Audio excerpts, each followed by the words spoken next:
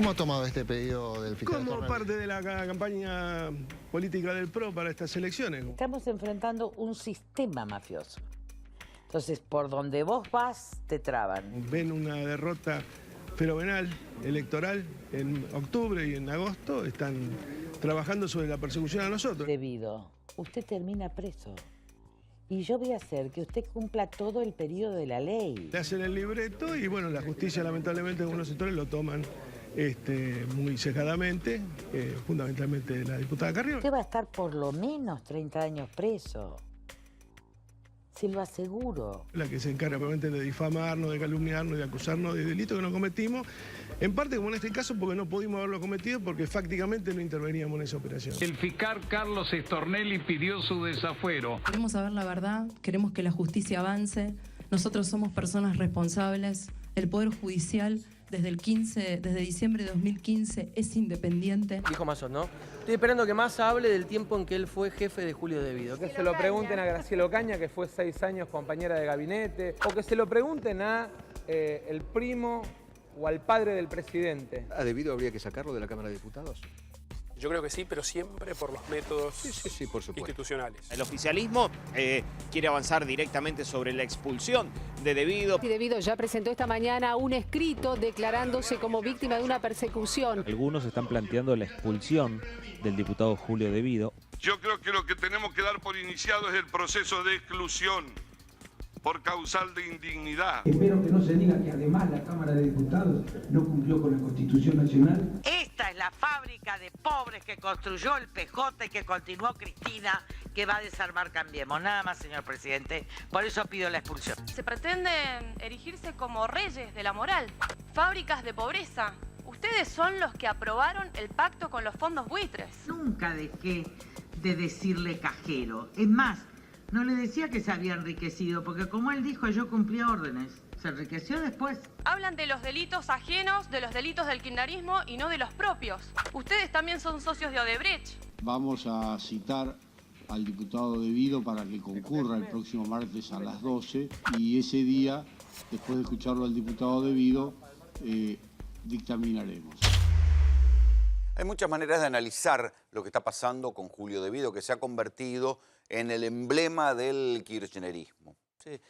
La discusión sobre si lo van a echar o no lo van a echar dependerá de un conteo muy fino en la Cámara de Diputados. ¿Sí? Ahí hay que contar bien los porotos. El fiel de la balanza va a ser el bloque justicialista que lidera Diego Bocio, y de su voto, del voto de esos diputados disidentes del Frente para la Victoria, va a depender el destino de Julio Debido. ¿Sí? Porque es muy fina la diferencia, hacen falta las 2/3 partes de los votos para poder echarlo a Debido.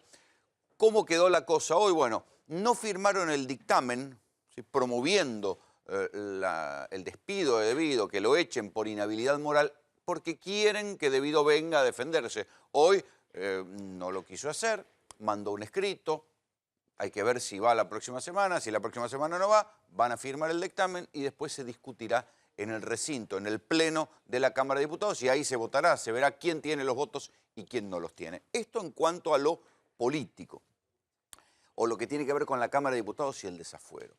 Después, respecto de la cantidad de causas que tiene Julio Debido, que son infinitas, porque tiene 5 procesamientos, 26 imputaciones, 80 denuncias, todas vinculadas a la obra pública.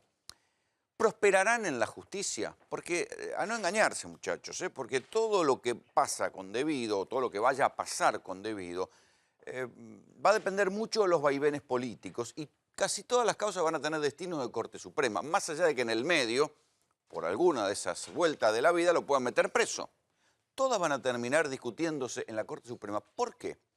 Porque el armado de la obra pública, y yo les aclaro que soy muy crítico de ese armado de la obra pública desde lo político, porque teniendo el kirchnerismo mucha plata en su haber, no permitió que hubiera una segunda generación de reformas en cuestiones estructurales en la Argentina, y la guita o se malgastó, o se fue en coimas, o fue ineficiente. Y si no, piensen en las cuestiones fundamentales en las cuales quedó atrasado el país, o hubo tareas ineficientes en el país en los tiempos del kirchnerismo.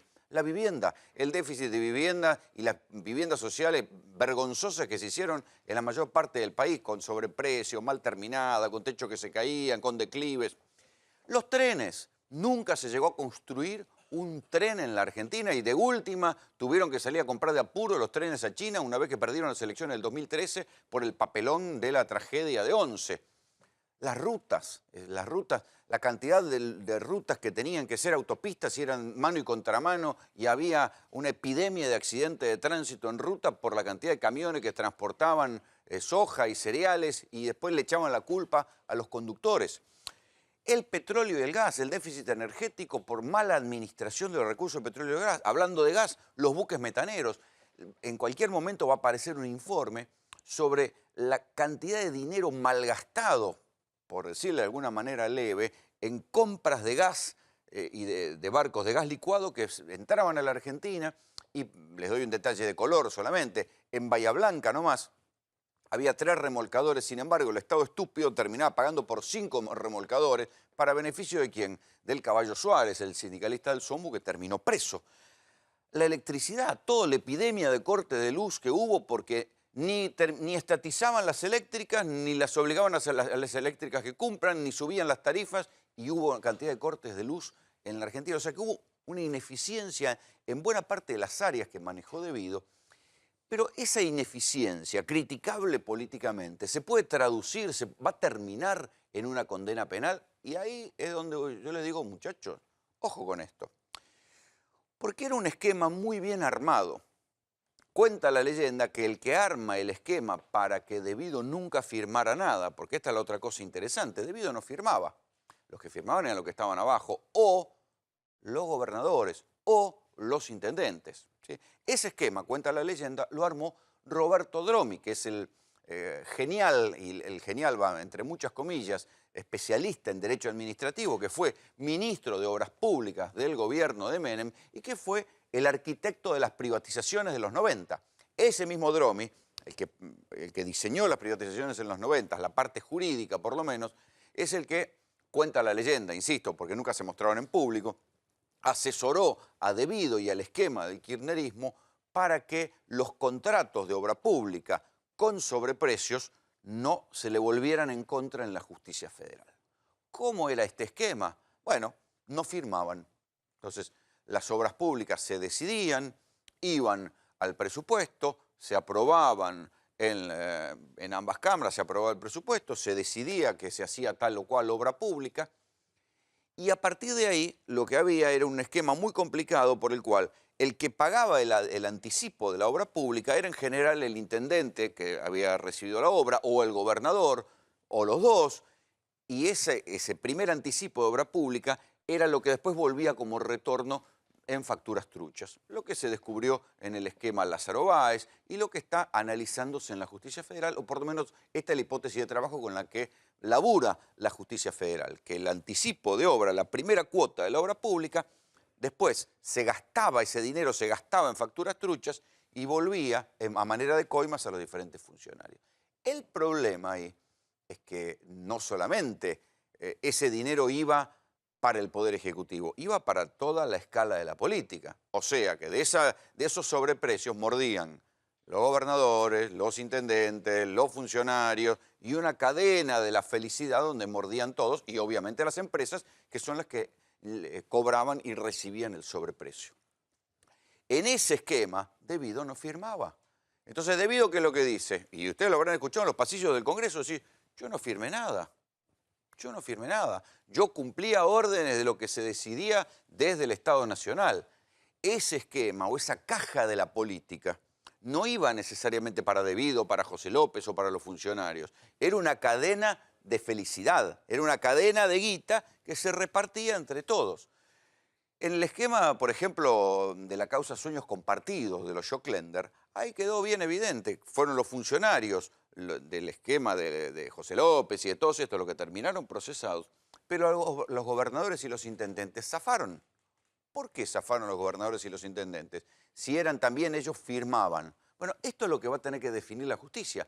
Como cuánta esa guita, ese sobreprecio indudable que había en la obra pública, que se traducía en ineficiencia, como cuánta de esa plata iba para los diferentes escalafones de la política y cuánta volvía para el Poder Ejecutivo Nacional y cómo. Porque hay algo que no cierra, no es que Devido es un funcionario que se ha enriquecido enormemente. Lo que le han encontrado como parte de sus declaraciones juradas y las investigaciones por su patrimonio, no es una inmensa fortuna de un jeque árabe. No le encontraron una... tampoco es que le cierren precisamente los números, pero no es que le encontraron una inmensa fortuna. ¿Y esa guita a dónde fue a parar? No le encontraron cuentas en el exterior, le encontraron una chacra en un lugar en Zárate. Poco más que eso es lo que le encontraron. No le encontraron demasiada fortuna. Entonces, esa guita, ¿a dónde iba? ¿Quién se la llevaba? ¿Era la plata, como suponemos todos, que era una cadena de felicidad que se repartía entre la política? Bueno, ahí está planteada la cosa. Si ustedes quieren escuchar simplificaciones, que debido es malo o malísimo, vayan a otro lado a encontrarla. La cuestión es mucho más compleja, y hay que ver al final del camino qué es lo que falla la justicia. Uno puede decir que esa plata se esfumó, sí se esfumó. El que organizaba ese esquema era debido, sí, pero ojo, no firmaba. Una cosa es la condena política, otra cosa es la condena penal. Pero aquí lo tengo a Lucio de Mateo, que conoce del tema, con quien hemos hablado mucho de esto, y va a ayudar a analizarme esto. ¿Firmaba algo debido? No, nada, prácticamente nada. Alguna vez un peronista de vieja data, de muy vieja data, me dijo, ¿sé cuál es la diferencia entre Julio Devido y cualquier otro que cae preso?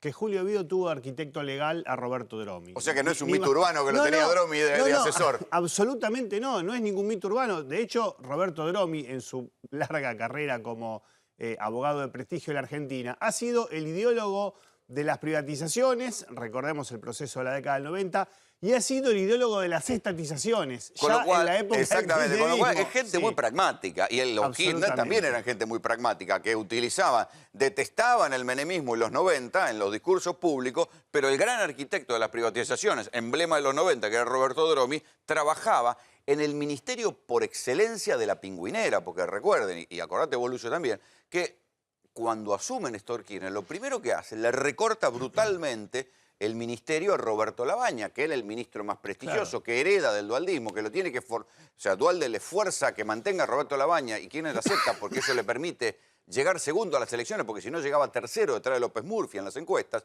Dice, bueno, Labaña va a seguir siendo mi ministro, eso vuelca, le permite entrar segundo en las elecciones, pero cuando asume le recorta brutalmente el ministerio de Labaña y le saca todos los resortes que tuvieran que ver con la infraestructura y la obra pública que van para los pingüinos puros. Devido, José López, Jaime, el primo de Kirchner, ahí estaba la pingüinera. Y fíjate que de todos los que están nombrando, por ejemplo, López está preso, Jaime está preso, Devido no. Devido no está preso. Lo que le recorta en su momento Kirchner a Labaña son áreas que ya estaban creadas, secretarías que ya existían, por ejemplo, la Secretaría de Transporte, ya estaba creada. Hablando de transporte, por ejemplo, la Secretaría de Obras Públicas, ya estaba creada, y se las pasa al nuevo ministerio. En el juicio de la tragedia de Once, los que terminan procesados es Ricardo Jaime. Y luego Schiaretti, ¿no? ¿Cómo se llama? Schiavi. Juan Pablo Schiavi. El segundo, el secretario de Transporte que sucede a Jaime, pero no Devido. Es recién el tribunal oral que le dice a Bonadío, mándelo procesar a Devido, mándelo a juicio oral. Siendo Julio Devido el jefe de ellos, porque ¿por qué no firmaba? Era el ministro y tanto Jaime como Schiavi eran los secretarios de Transporte. Entonces, bueno, no es un mito urbano. La diferencia la hace Devido teniendo a Roberto Dromi de asesor legal. Esto sí es un mito urbano, esto que te voy a contar. Año 2011-2012. Devido ya se quería ir del cargo, ya sentía que había hecho todo en la vida. Va y le dice a la presidenta de la Nación, me quiero ir. ¿Cuál fue la supuesta frase que Cristina le dijo? Porque Cristina no lo quería, era de Néstor. Cristina no lo quería porque lo retuvo hasta el último día, con lo cual yo no sé si no lo quería. La leyenda urbana cuenta que la frase de Cristina es, de acá te vas preso o muerto. Esa es la frase que es una leyenda que circula hace mucho tiempo, que supuestamente Cristina Fernández de Kirchner le dijo a Julio Devido. Hasta que Cristina o Julio Devido no digan que esta frase fue cierta, por supuesto permanecerá en el terreno de la leyenda. Hay otra de estas leyendas muy interesante que tiene que ver con Sergio Acevedo. Sergio Acevedo era un hombre del riñón del kirchnerismo, de absoluta confianza de los Kirchner, tanto que lo mandan de primer interventor, de primer jefe de la CIDE, nada menos que la Secretaría de Inteligencia. De ahí Sergio Acevedo se va y gana las elecciones en la provincia de Santa Cruz. Cuando, ya siendo gobernador de Santa Cruz, el esquema, digamos, de Néstor Kirchner y de De Vido, le dicen, vos tenés que firmar y pagar un anticipo de obra para una de las tantas rutas, no sé si era de Lázaro, seguramente era de Lázaro Báez. Perdón, para todas las obras de Lázaro Báez, y que todas las obras provinciales eran de Lázaro Báez. Y porque De Vido no quería firmar. Entonces le dice a Acevedo, firma vos, y Acevedo dice, no, yo no firmo. Y terminó renunciando. Sí, así es. Lo terminaron corriendo y lo terminaron obligando a renunciar a Acevedo para reemplazarlo por Carlos Sancho, que trabajaba en la inmobiliaria de los Kirchner. Digo, ese fue el esquema de poder. Así que, muchachos, la cuestión de Vido es interesantísima de analizar. Y después quedará lo espectacular de si lo echan, no lo echan. Jurídicamente esto va para largo. Y políticamente hay que entender esto. De Vido no firmaba nada. Bienvenidos, esto es Tercera Posición.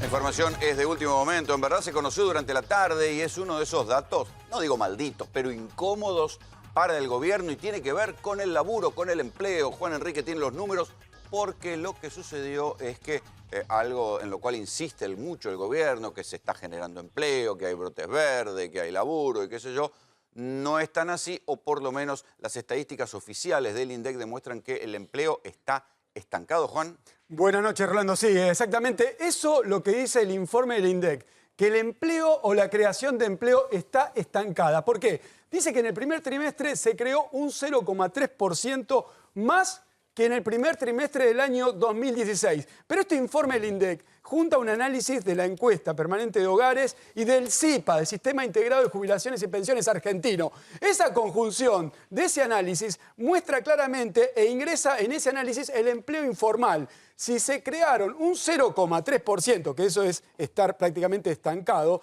cuando vos le agregás... ¿Eso no son brotes verdes? Claro, pero si vos le agregás el análisis de la encuesta permanente de hogares que analiza el empleo informal, el mismo informe del INDEC dice que el empleo cayó un 0,4% en el empleo informal. Tampoco es que se derrumbó, hay que decirlo. O sea, está lo que pasa estancado. es que en relato oficial está creciendo el empleo. Bueno, para el INDEC... No se derrumbó, tampoco es que está para tirar manteca al techo. En el informe de cuenta de generación de ingreso e insumo de mano de obra, el INDEC es clarito.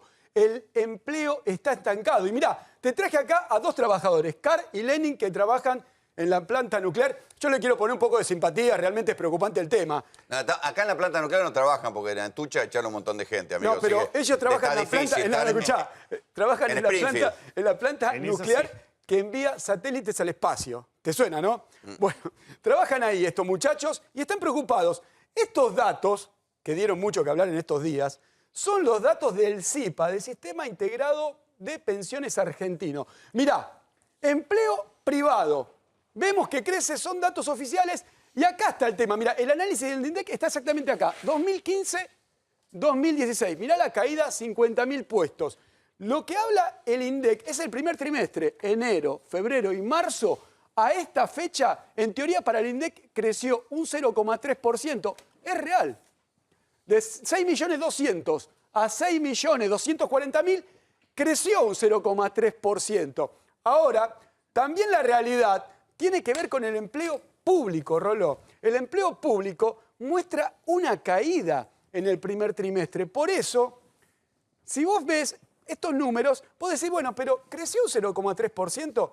Lo que sí creció fuertemente en este último año, mirá, monotributo, mirá el crecimiento Claro, eso tiene que ver con la decisión de que hay beneficios sociales que se les empiezan a pagar a los monotributistas. Tal cual. 1.900.000 trabajadores Lo cual están en es, monotributo. detrás de ese monotributo puede haber un desempleo disfrazado. Y el informe del INDEC lo dice claramente. Mucha gente va a buscar la asignación para los hijos. Y también detrás de eso... Que es una especie de subsidio al desempleo en la práctica, porque el subsidio al desempleo es muy pobre en la Argentina. El verdadero subsidio al desempleo termina siendo la UH. Claramente los trabajadores que pueden quedar desempleados van detrás de los 1.246 pesos que es la asignación por hijos al monotributo. Y esa es una explicación y lo dice claramente el informe del INDEC, Roló. Vamos a ir a los problemas de inseguridad. Enseguida volvemos sobre la economía y volvemos con la situación de Julio De Vido. Pero hoy sucedió algo que fue tomado como una crónica policial, pero que en verdad detrás de esto hay un fracaso de las políticas de inseguridad. ¿Cuántas veces, cada vez que hay un asalto en un colectivo, hay una especie de huelga espontánea de colectiveros y luego se reúnen los colectiveros para terminar la huelga con el funcionario de turno y el funcionario de turno les promete que va a intensificar las medidas, que van a convertir a los colectivos un poco menos que en tanques, que van a haber gendarmes, que van a haber cosas para que cuiden a los colectiveros? Sin embargo, no pasa nada. Esta es la noticia y después les contamos lo que pasó y el fracaso en política de seguridad.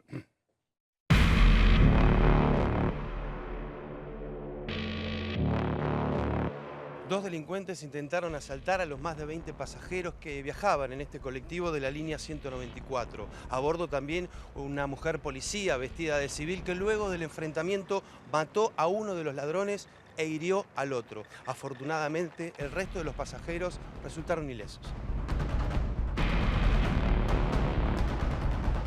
Imagino que preocupado por lo que pasó a bordo de 194, ¿no? Sí. La mayoría de los días así. Así que bueno. ¿Se trabaja con mucho miedo? Y sí, la mayoría de los días está siempre lleno. ¿Qué te enteraste de lo que pasó? Mujer policía creo que abatió a uno de los ladrones. Así que bueno. Herido de milagro, ¿no? Imagino colectivo con más de 20 pasajeros, mucho riesgo. Y se complica.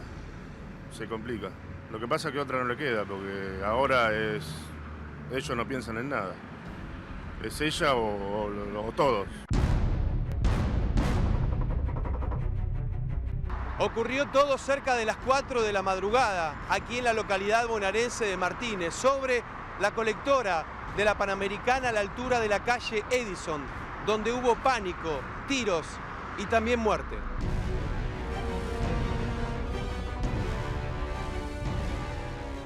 La verdad es que nadie sabe qué hacer con los colectivos y con los asaltos a colectivos. ¿Cuántas reuniones hubo con el Ministerio de Seguridad? Muchísimas. La oficial de la policía se trata de Analía Bregú, está libre, a diferencia de lo que sucedió con el policía de la bonaerense de ayer, que hoy se negó a declarar y está detenido, que le pegó un balazo por la espalda a un chico que huía de 14 años. ¿Recuerdan ese caso? Este no tiene la misma similitud. Esta mujer iba de civil, ¿sí? Hirió y mató a otro. Se han puesto en marcha un montón de medidas que quedan en el terreno del maquillaje. Por ejemplo, luego del asesinato del colectivero Sánchez, ¿te acordás, Rolo? Sí. Que manejaba el colectivo de la 514 en Claypole, partido de Almirante Brown. Y hay un tiroteo y muere de un tiro. Exactamente. Trasvasa el parabrisas y muere de un tiro en la cabeza. Padre de 5 hijos, ¿te acordás? Terrible. Dio contra el ferrocarril que pasaba por ese momento. El micro. En ese momento, ¿qué hizo el gobierno de Vidal? Dijo racia en los colectivos. ¿Te acordás? ¿Sí? Es decir, se controla el pasaje, se pide documentación, se lo baja y se ve si se soluciona el tema. ¿Y se está haciendo? Se hicieron algunos. El tema de toda la izquierda saltó a decir que eso vulneraba un montón de derechos humanos y demás. Entonces quedó en 3 o 4 fotos y no mucho más que yo. Ahora bien, a Sánchez, el de Claypole, lo mataron de afuera del micro. O sea, racia en el pasaje no soluciona absolutamente nada. En este caso... ¿No era que iban a poner las cámaras de seguridad? ¿Te acuerdas que dijeron? Las cámaras de seguridad dentro de los colectivos. Botones antipánico también. Botones antipánico, cámara de seguridad. Bueno, en este caso, en este colectivo de la línea 194 en Martínez no tenía ni cámara de seguridad ni botón antipánico. Venía de 11 el micro. Se subieron 2 tipos, 2 ñatos. Uno iba en el asiento delantero del lado de la ventana y otro en el asiento, en la segunda fila, del lado del pasillo. Uno estaba armado. Esperaron todo el recorrido los tipos. Sí, esperaron a cruzar, a salir de Capital. Exactamente. Y a que se llene también el micro. Iban 20 personas. Es decir, ¿hay alguna política concreta para solucionar la inseguridad arriba de los micros? La respuesta es inequívoca y monosilábica. No. No. Te la debo, ¿no? No hay. No, bueno, también, eso también. Te la debo. Te la debo. Son más sílabas. Las dos corresponderían. Vamos a abordar la situación de Julio de Vido. Enseguida les vamos a hacer el detalle de las causas que tiene. Y después el conteo de los portos, el conteo fino de los números de qué puede pasar en la Cámara de Diputados cuando se vote. La expulsión, ojo, no el desafuero, porque finalmente no es un juez el que pidió el desafuero debido. Acá lo que se está votando es la expulsión de un diputado. Pero antes, si no pudiste cobrar tu deuda, Morosos Incobrables tiene la solución. ¿Aún no pudo cobrar su deuda? Morosos Incobrables tiene la solución. Cobranzas personalizadas en todo el país. Honorarios a cargo del deudor. Correo privado al deudor y sus vecinos. No se preocupe más. A partir de este momento, el preocupado será el deudor. Llámenos 0800-345-3450. ¿Anotó? 0800-345-3450. El ex ministro de Planificación, Julio De Vido, durante muchos años logró esquivar a la justicia. Pero ese tiempo se acabó. El fiscal Guillermo Marijuán ya lo imputó junto a la expresidenta Cristina Fernández de Kirchner por presunto lavado de dinero. Fue citado a indagatoria por el juez Claudio Bonadío por su presunta responsabilidad en la tragedia de Once. El tribunal oral a cargo de la causa ya condenó a 2 de sus subordinados, los exsecretarios de Transporte Ricardo Jaime y Juan Pablo Schiavi. Conforme lo autoriza el artículo 400 del Código Procesal Penal de la Nación, es que el tribunal por unanimidad resuelve. Condenar a Juan Pablo Schiavi a la pena de 8 años de prisión. Condenar a Ricardo Raúl Jaime a la pena única de 6 años de prisión por considerarlo partícipe necesario del delito de administración fraudulenta en perjuicio de la administración pública. De Vido tiene que ir a juicio oral y necesita desligarse de las maniobras ilícitas que, según la justicia, influyeron para que se produzca el accidente.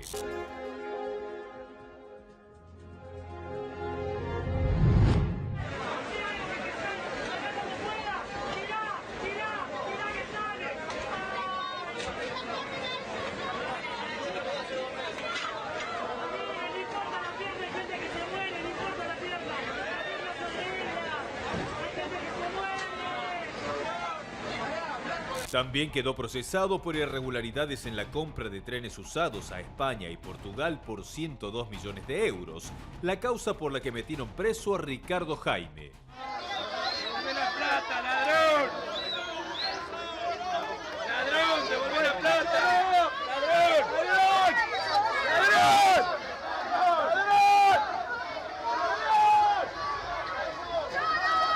Se cree que las maniobras corruptas de Jaime están directamente ligadas a órdenes de quien era su jefe, Julio De Vido. El 70% de los trenes que le compran a España nunca son utilizados. Ricardo Jaime es cierto que tuvo el Festival de los Subsidios. Ahora, el jefe de ese festival de subsidios era el propio Julio De Vido, quien tenía que rendir cuentas ante el presidente de la Nación primero y ante la presidenta de la Nación después. Lo que era Jaime a Néstor Kirchner, la continuidad la representó Julio De Vido y es lo mismo que es hoy Julio De Vido a Cristina. Julio De Vido manejaba la caja bajo las órdenes primero de Néstor y después de Cristina Kirchner.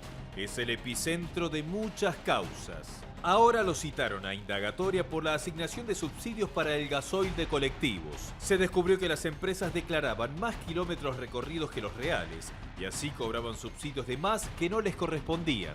El juez Claudio Bonadío detectó un perjuicio al Estado de 206 millones de pesos. ¿Cuánto más puede seguir zafando el ex ministro todopoderoso Julio De Vido? Claro, el ex ministro todopoderoso que manejaba efectivamente el ministerio con más presupuesto del gobierno de los Kirchner, pero que al mismo tiempo tenía el cuidado, Néstor, de no firmar nada. Entonces ahí viene el debate jurídico. Decir, bueno, si no firmaba, ¿es responsable? ¿Se le puede probar la responsabilidad penal? La discusión política ya está planteada, la penal. ¿Qué pasa en esos casos? Hay una responsabilidad institucional que tiene que ver con la máxima jerarquía que él ocupaba dentro del ministerio. Entonces el camino lo eligen los jueces. Está bien, pero cuando Bonadío lo procesa, procesa a Jaime y a Schiavi, no lo procesa él. Después es el tribunal oral el que le dice, vuelve y procese lo debido. Y es Bonadío, el archienemigo de ellos. Y Bonadío además en otras causas, una causa de Río Turbio por la construcción de la usina de Río Turbio, lo sobreseyó en 2 oportunidades y fue la Cámara de Casación la que lo obligó a reabrir esa investigación. Cuando en el Observatorio de las Causas por Corrupción que publica el Centro de Información Judicial, el CIJ, una página que depende de la Corte Suprema, se pone el nombre de Vido, aparecen 32 expedientes en los que está como procesado, como denunciado o como imputado. De esos 32, la mayor cantidad de causas ya la hemos visto aquí. Vamos a enumerar solamente 7. Las causas de los trenes de España y Portugal, en esa causa la Oficina Anticorrupción ya le pidió el juicio oral y público. Las causas de Río Turbio, en la que el fiscal Carlos Stornelli le pidió el desafuero y la detención, y el juez Luis Rodríguez le dijo que no. Los subsidios al gasoil, lo contaba Esteban hace algunos días, hay toneladas de viajes que justificarían con el gasoil utilizado hacer varios viajes a la Luna. Eso es lo que contaba de la línea 129. Claro, exactamente. Primero, la línea 129 es calamitosa, cumple Ciudad de Buenos Aires, zona sur, hasta La Plata. Es calamitosa. Para que vean cómo se eslabona esta discusión que nosotros decimos. Es decir, bueno, la guita no es que está en un lugar etéreo, sino que se traduce en cosas concretas que no funcionaron. Bien, ¿qué es la 129? Grupo Plaza. ¿Quién es Plaza? Siciliano. El número lo dimos en su momento. En el periodo de julio a junio 2014-2015 declaró Plaza Siciliano para la 129 que habían recorrido 171 millones de kilómetros. Y en realidad recorrieron 131 millones de kilómetros. Es decir, se afanaron alrededor de 40 millones de kilómetros. Porque el mecanismo era que le daban plata y gasoil subsidiado según la cantidad de colectivos que declaraban en la calle. Y contra una declaración jurada, firmada. Contra una simple declaración jurada, y nadie controlaba que, digo, si una línea decía, tengo 100 colectivos en la calle, el Ministerio de Planificación Federal le daba el dinero suficiente por subsidio a los pasajes, que estaba más barato de lo que debían estar, y el gasoil subsidiado para esos 100 colectivos. Si después la línea ponía en realidad 60 colectivos en la calle, nadie lo chequeaba y nadie lo contrastaba. ¿Eso era Jaime o era Devido? Como secretario de Transporte, Ricardo Jaime. El que firmaba era Jaime. El que firmaba era Pero Jaime. el responsable político era Devido, pero Devido no firmaba. Devido no firmaba. Perdón, ¿y cómo se terminó cómo se terminó esta mentira de que las líneas te pudieran mentir con la cantidad de colectivos que tenían en la calle? Con la tarjeta SUBE. Porque con la tarjeta SUBE vos controlabas... ¿Pero cuántos años después? Pero mirá, claro, este dato, Lucio, después, este es el periodo que está en el expediente judicial, es 2014-2015, la SUBE ya existía, ya la y SUBE pese a ello existía. se chorearon 40 millones de kilómetros. Pero allí 40 millones de kilómetros. Entraban a correr los GPS. Sí. Ahí entraban a correr los GPS, lo cual demostraban la cantidad de kilómetros de corridos y los colectivos que estaban en la calle. Además, para mostrar lo que puede haber sido este desvío multimillonario de dinero y cómo afecta directamente a las personas, a cualquier ciudadano, es tomar hoy el 129. Cualquier persona agarre el 129 y vaya a La Plata, vaya a Quilmes, de la capital federal, ¿no? Lo comprueba in situ. No se necesita ningún documento. O sea, hay que tomar el 129. Es calamitoso. Ahí no se nota el subsidio. No sabe lo que es. La gente va en el estribo, no hay aire acondicionado, van parados cuando no corresponde, no tienen control de velocidad. Está bien, pero después vamos al caso de las viviendas. Las viviendas sociales en la Argentina son, en general, han resultado una vergüenza. Yo mismo he estado en Tucumán haciendo notas sobre barrios en los cuales faltan 600 casas. Hay barrios acá, en algunos lugares del conurbano, donde las casas están hundidas, semi-hundidas, en diagonal. Todo eso dependía de José López. Devido no firmaba. Bueno, de hecho, tanto en Chaco con la construcción de un hospital, cuanto en Tucumán con la construcción de viviendas, está imputado, pero llamado a investigación, pero no procesado, y sí están imputados a segundas, a terceras líneas. Completamos algunas de las causas más importantes que tenía asignada.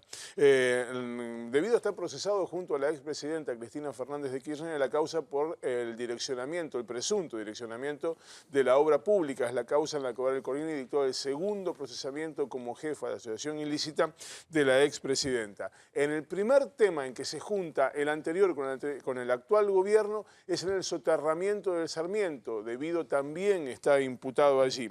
Tiene finalmente la causa por la tragedia de Once, que fue una derivación del juicio oral, y algo que contabas recién, Rolando, la causa Sueños Compartidos, la construcción básica de la obra pública de viviendas sociales. En esa causa, Debido está beneficiado con falta de medios. Claro, pero el hecho de que no firme y que el que firmaba eran poner los gobernadores cuando se hacían en cosas en provincia, ¿lo zafa o eso se va a terminar definiendo en la Corte? Mira, es un tema muy complejo porque la justicia por lo general establece una línea de corte. ¿Por qué Ibarra nunca fue indagado por Cromañón? ¿Por qué De la Rúa nunca fue indagado por las muertes de 19 y 20 de diciembre? ¿Por qué Tellerman no estuvo indagado por la publicidad cuando fueron las inundaciones? Porque lo que tiende a suponer la justicia es que la máxima responsabilidad delega en los inferiores, delega en los colaboradores, y son ellos los que tienen la ejecución, lo cual políticamente es muy grave, porque equivale a decir que la cabeza no es un boludo. Claro, tal cual. Es un boludo que lo dejan pintado. Tal también es una manera de zafar. Sí, o sea que en cualquier caso esto va a terminar discutiéndose en la Corte. Absolutamente. O sea, deberá ser la Corte la que cambie la jurisprudencia. Te diría, antes de la Corte, en la Cámara de Casación. Es la Cámara de Casación, que es el máximo tribunal penal del país, el que va a tener que decir por acá sí o por esta línea no.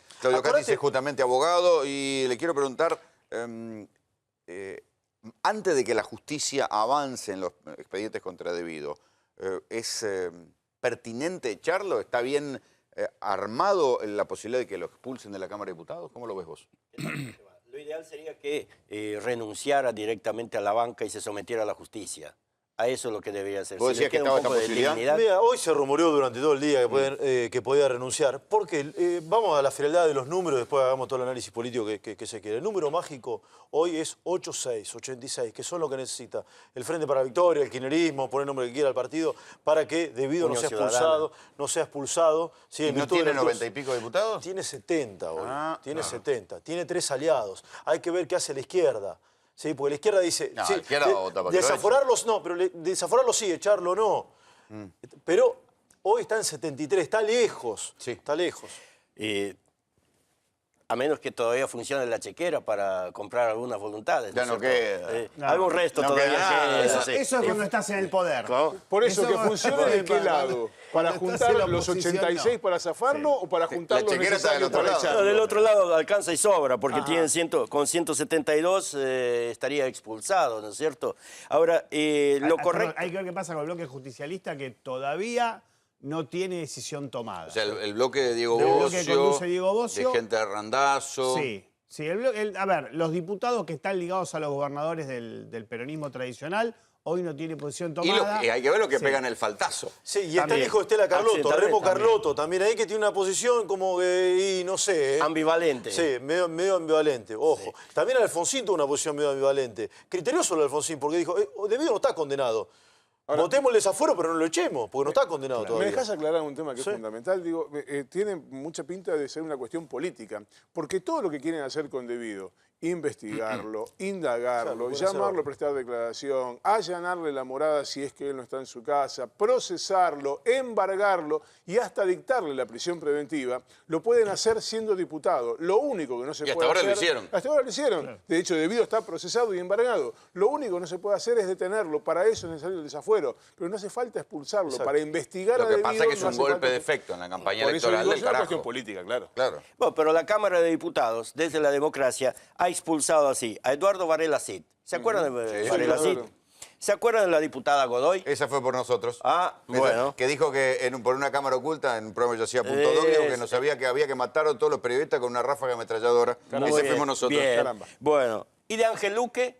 Sí, claro. ¿Eh? Sí, sí. También. María María Soledad. Soledad Morales. Por mucho menos lo han expulsado del cuerpo. O sea, la Cámara, No el sé cuerpo... si mucho menos. Bueno. No sé si mucho menos. Bueno, el caso María... Mucho pero- menos no. bueno, El caso y, María y- Soledad y debido, es terrible. empecemos por Gangene. Recordemos la de Luis Luque, Claro. fue porque dijo... Ángel Luque. Ángel Luque, padre. Ángel Luque. Dijo que si él hubiera estado con el crimen de la chica de María Soledad Morales, nunca hubiera aparecido porque él tenía los contactos suficientes para hacer desaparecer el De cadáver. esa chinita no quedaba nada, no iba a aparecer nada de esa chinita, ni un pelo. Me acuerdo muy bien de eso. Por eso no fue ni mucho menos. Bueno, Mucho menos no pero fue, doctor.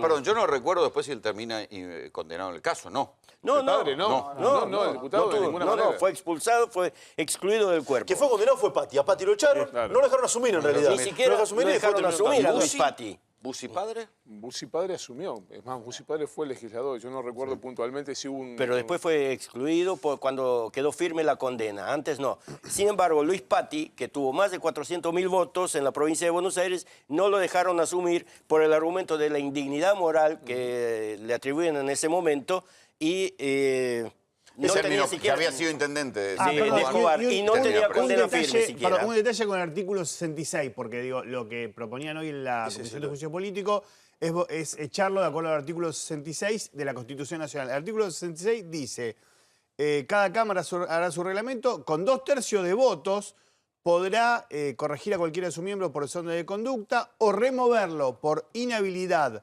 física o moral sobreviniente a su incorporación. Es decir, posterior a su incorporación. Con lo cual, digo, cualquier... Ahí está dando el argumento para la expulsión del cuerpo. Digo, pero cualquier inhabilidad moral que le achacan a Julio Debido es por antes de haber asumido el cargo de diputado. Si uno lee esto de un modo finito, por supuesto nadie lo va a leer de un modo finito. Vamos a ver qué Pero decía es hoy lo Elisa que dice. Carrió en la comisión sobre Debido. Pero antes, si fuiste víctima de un accidente y estás cansado de esperar una solución, te recomendamos que solicites una entrevista con la gente de Life Group.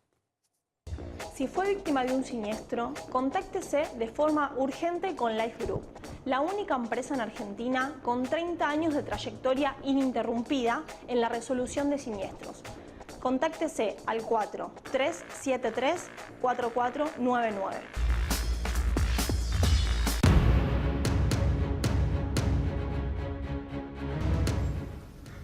El diputado asumió y nosotros, y no es cierto lo del blanqueo, porque cuando nosotros le hacemos la denuncia por asociación ilícita, por la cual hoy está procesado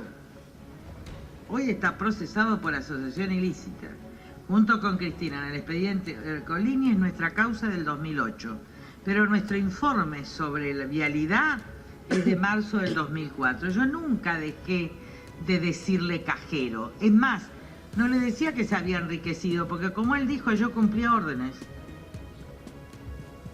Se enriqueció después, pero él cumplía órdenes. Lo dijo públicamente, cumplía órdenes de Néstor Kirchner.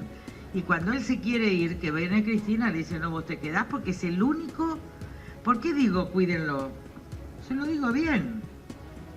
Porque es casi como Sergio Odebrecht, o más. Sabe los empresarios, sabe los sindicalistas, sabe los políticos, sabe los gobernadores, sabe los intendentes. Ahora, qué buena prestación a la verdad y a la justicia que sería que este hombre hable. Ahora, yo no tengo ningún problema. ¿Por qué yo soy enemiga de Debido? Porque a mí, yo no le debo ningún vuelto. No me senté en ninguna cena. No le pedí ningún subsidio. No negocié, no contraté con empresas con sobreprecio de 300%. Y acá muchísimos en Cambiemos no lo hicieron. Y si alguien lo hizo, que responda ante la justicia. Por algo se rompieron acuerdos en el pasado. Entonces, vamos a las facultades disciplinarias. Cuando un diputado, por un escándalo, por ejemplo, realmente genera escándalo público, por ejemplo, es alcohólico, por ejemplo, atropella gente, hay un juicio. Pero esto habilita la exclusión del seno, porque si no, ¿qué es esto? ¿Qué es este Parlamento? Este hombre aquilata más de 50 denuncias y está elevado a juicio, que es cuando yo pido la primera exclusión, no por el juicio, sino por el escándalo moral que sí es sobreviniente, de que la propia Cámara le dice, señores, investiguen, procesen la responsabilidad de Debido ante 51 muertes. ¿Qué me pueden decir los que dicen que defienden los derechos humanos? No lo pedí en otro. No lo pedí por la asociación ilícita. Fíjense, porque yo era parte. Pero acá se citan los precedentes. Y esta facultad disciplinaria es soberana de esta Cámara. No estamos tratando las causas criminales. Estamos tratando el escándalo moral y el daño. Tiene el discurso de Carrió hoy en la reunión de comisión en la cual se aprobó, aunque no se firmó, un dictamen para promover la expulsión de Julio Debido. ¿De qué depende que se firme ese dictamen? De que Debido vaya a la comisión, lo citen a declarar, lo están citando a declarar, para que después no diga que no lo citaron y no se pudo defender. Luciano Ortiz es abogado y Debido dice que hay una conspiración en su contra. ¿Vos qué pensás? No sé si hay una conspiración, pero sí lo que se ve es un movimiento de campaña importante, la expulsión de una preocupación muy importante de algunos legisladores por expulsar en el marco de una campaña a otro legislador. Y como decíamos acá en esta mesa... bueno, se la dejaron servida. Se la dejaron servida, pero me parece que es una petición de una diputada, ¿no? Que es la que estaba hablando recién, y veíamos cómo el diputado Mazzot la miraba en forma asombrado, ¿no? ¿Con qué argumento? El argumento moral, ¿no? Parece como que ella, la diputada, es la dueña de la palabra moral hoy en esta campaña. Me parece que no hay argumentos por lo menos disciplinarios, porque él no violó, aunque no nos guste el diputado, no dijo ninguna frase, no hizo ninguna actividad como la señalaba la propia diputada, como para que se lo pueda expulsar por algo sobreviniente. Ahora, en relación a las causas no hay ninguna causa con sentencia firme. Nos guste o no, no tienen sentencia. Esto es un problema de los jueces. No podemos en medio de una campaña empezar a hacer... Sí, de hecho, la última tampoco pidieron desafuero. No podemos inventar cosas en el medio de una campaña. Me parece que es muy grave que estén diputados hoy, en vez de debatir los problemas más importantes que tiene el país, que tienen que ver con los ciudadanos comunes, que estén debatiendo la expulsión de Terminar con la corrupción es importante, ¿eh? Es medular. Sí, pero este gobierno no parece haber terminado con la corrupción porque tienen un montón de funcionarios imputados en un montón de causas que también podrían estar en la situación de debido. Bueno, pero es la primera vez que se están juzgando a funcionarios de un mismo gobierno que están sometidos a proceso. Lo que yo no, quisiera no es decir, cierto, no es cierto porque en el gobierno anterior no siempre se espera que termine el gobierno. Se juzgó a una ministra que fue condenada en el gobierno anterior y también el secretario de Transporte fue condenado, inclusive un expresidente fue condenado en el gobierno anterior. También no tener una bolsa con dólares en el baño ya era un poquito Pero fue condenado demasiado, en el gobierno anterior. A lo que voy es que del ministro debido o el legislador debido no debió nunca haber siquiera asumido por indignidad moral. Si un poquito de dignidad le quedaba, no tendría ni siquiera que haber asumido porque ya estaba sometido a proceso por las 52 muertes de la tragedia de Once. No podría haber asumido el presidente, porque estaba procesado. Lo que se ve, usted hablaba de... Tiene 100 denuncias, tiene 100 causas penales. Me lo está minimizando un poco. ¿Quién? Tiene 100 causas penales, me lo acaba de contar 32. Néstor. ¿Cuántos? 32. 32 causas penales. El presidente tiene más. El presidente de la nación tiene más. Bueno, Gils Carbó promueve que todos los días se haga una causa. ¿En este grado de avance que tiene debido tiene Macri? No, porque ahora la justicia le sacó los procesamientos, pero denuncia tiene más. Y causas tiene más. Y va a tener más seguramente cuando deje la presidencia, va a pasar lo mismo que pasa... Mientras esté Gils Carbó, todos los días el presidente de la nación va a tener una causa. Y todos los funcionarios, porque esa es la directiva de Gils Carbó, para que todos los días haya una causa contra los funcionarios. El que acusó fue Marijuán. ¿Cómo? Eso, doctor?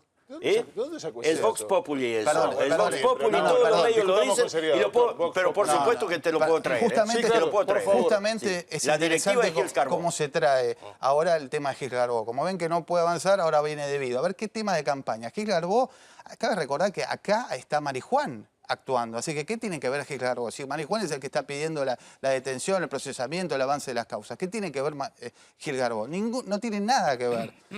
Me parece que mezclar las cosas y someter y judicializar en el medio de la campaña se está rompiendo algo que hacían los jueces en Comodoro Pi, lo sabemos, que en campaña no pasaba nada. Ahora en campaña... que tiene la Cámara de Diputados. Sí, absolutamente. Que quede claro, es una facultad que tiene disciplinaria.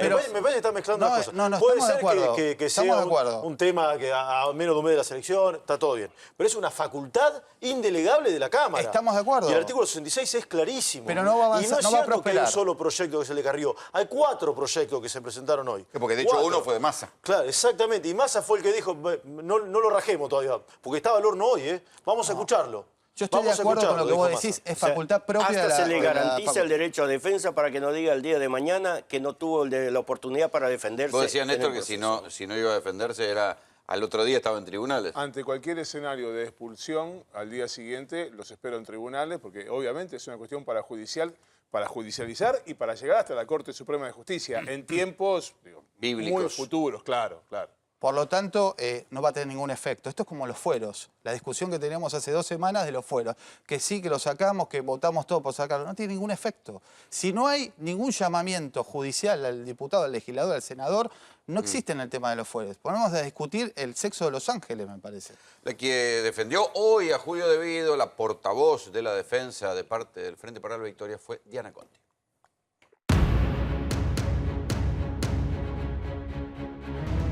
Que buscar entonces el último proyecto ingresado a la comisión 2 días antes o 1 y medio antes de esta reunión de comisión, escrito por la jurista Lilita Carrió. Por supuesto, porque le tenían que buscar la vuelta, como explica Brugge, al tema de la indignidad para justificar la aplicación supuestamente constitucional, que no lo es, al caso debido. Luego se disfraza con que debe haber proceso y debida defensa. Entonces, en plena feria judicial, donde no se va a poder certificar nada, donde ninguna causa, porque él como no está detenido, ninguna de las causas que mirando a las cámaras la diputada Camaño relata para mostrar el numerito. Show, show, show. Acá decíamos, pero ¿por qué no mira la presidencia? No, mira las cámaras.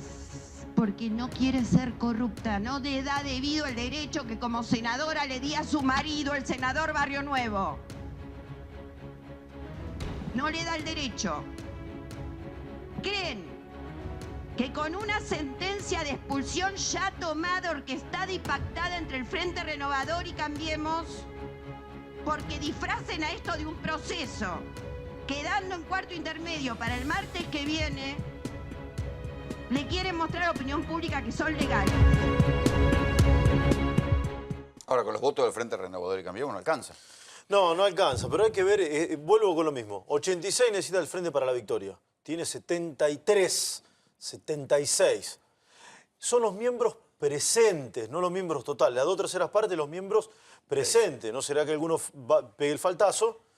El número de las 2/3 partes baja, es porcentual esto. Entonces se necesita menos. ¿Me explico Claro. con esto? Sí, así que también esa puede ser una manera. No ir, por ahí puede ser una manera también para echarlo a debido, ¿no? Y no dar cara. ¿Me explico? Esto se cocina en teoría el miércoles de la semana que viene. Recordemos que es una sesión especial, ¿eh? La gran mayoría de los empleados en la legislatura, en el Congreso Nacional, están de ¿Qué están se de dice en vacaciones. tribunales federales? Porque Debido dice, bueno, hay una conspiración sistemática montada en mi contra. ¿Hay algo así o las causas van a su aire? La mayoría de las cuestiones que pasan por la política se están cocinando en los tribunales federales de Comodoro Pi. Hay jueces que actúan de una manera mucho más abierta y otras que se mantienen al margen de esta historia. En el caso especial de Debido se generó una suerte de controversia importante, fuerte, a partir del pedido del fiscal Carlos Stornelli de desafuero y detención y el desaire, por llamarlo de alguna manera, que hizo el juez Luis Rodríguez diciéndole no solo que no estaban dadas las condiciones y que no había pruebas para eso, sino además mandando a investigar al fiscal Stornelli por la filtración 24 horas antes del dictamen de lo que él iba a presentar. ¿Lo mandó a investigar? Sí, lo mandó a investigar. Ah. Mandó a extraer testimonios para que se investigara la filtración. A ver, anticipamos. Nos quedamos sin laburo, viejo. Un momentito. Lo aclaramos. Stornelli no puede, no debe tener ningún problema porque el fiscal no debe ser imparcial. El imparcial es el juez. Sí, tal el cual. fiscal es parte. Debe ser Entonces, independiente. El fiscal, claro, debe ser independiente, pero no imparcial. Vamos a seguir con el debate de Debido, les agradezco que hayan venido. Y ahora vamos a pasar a la economía, porque les contábamos hoy que se conocieron cifras sobre el estancamiento del empleo. Y una de las palabras más buscadas en Google hoy fue la cotización del dólar. ¿Por qué? Porque otra vez volvió a batir récords.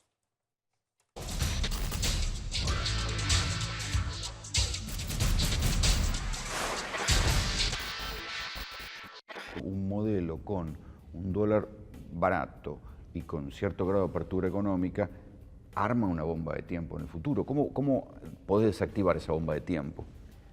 Primero que no se repite la historia siempre, ¿no? Y ese relato de muchos economistas y políticos que vienen gobernando hace décadas de fracasos y frustraciones en nuestro país, parecería que necesitan que otra vez se caiga en lo mismo, ¿no? Y se escuchan muchas voces en ese sentido. La realidad es que hoy se está trazando un camino que está dando sus resultados y por eso estamos empezando a crecer. La manera de evitar que se repita eso es creciendo, para empezar, es bajando la inflación, por otro lado, es generando inversión pública para mejorar la competitividad, es acceder a nuevos mercados, como estamos haciendo. Pero la realidad también que hay una gran fantasía sobre la apertura económica. La apertura económica, la Argentina sigue siendo uno de los 4 o 5 países más cerrados del planeta, fruto de una gran mentira que se planteó en la Argentina, que es la idea de que podemos crecer viviendo de lo nuestro.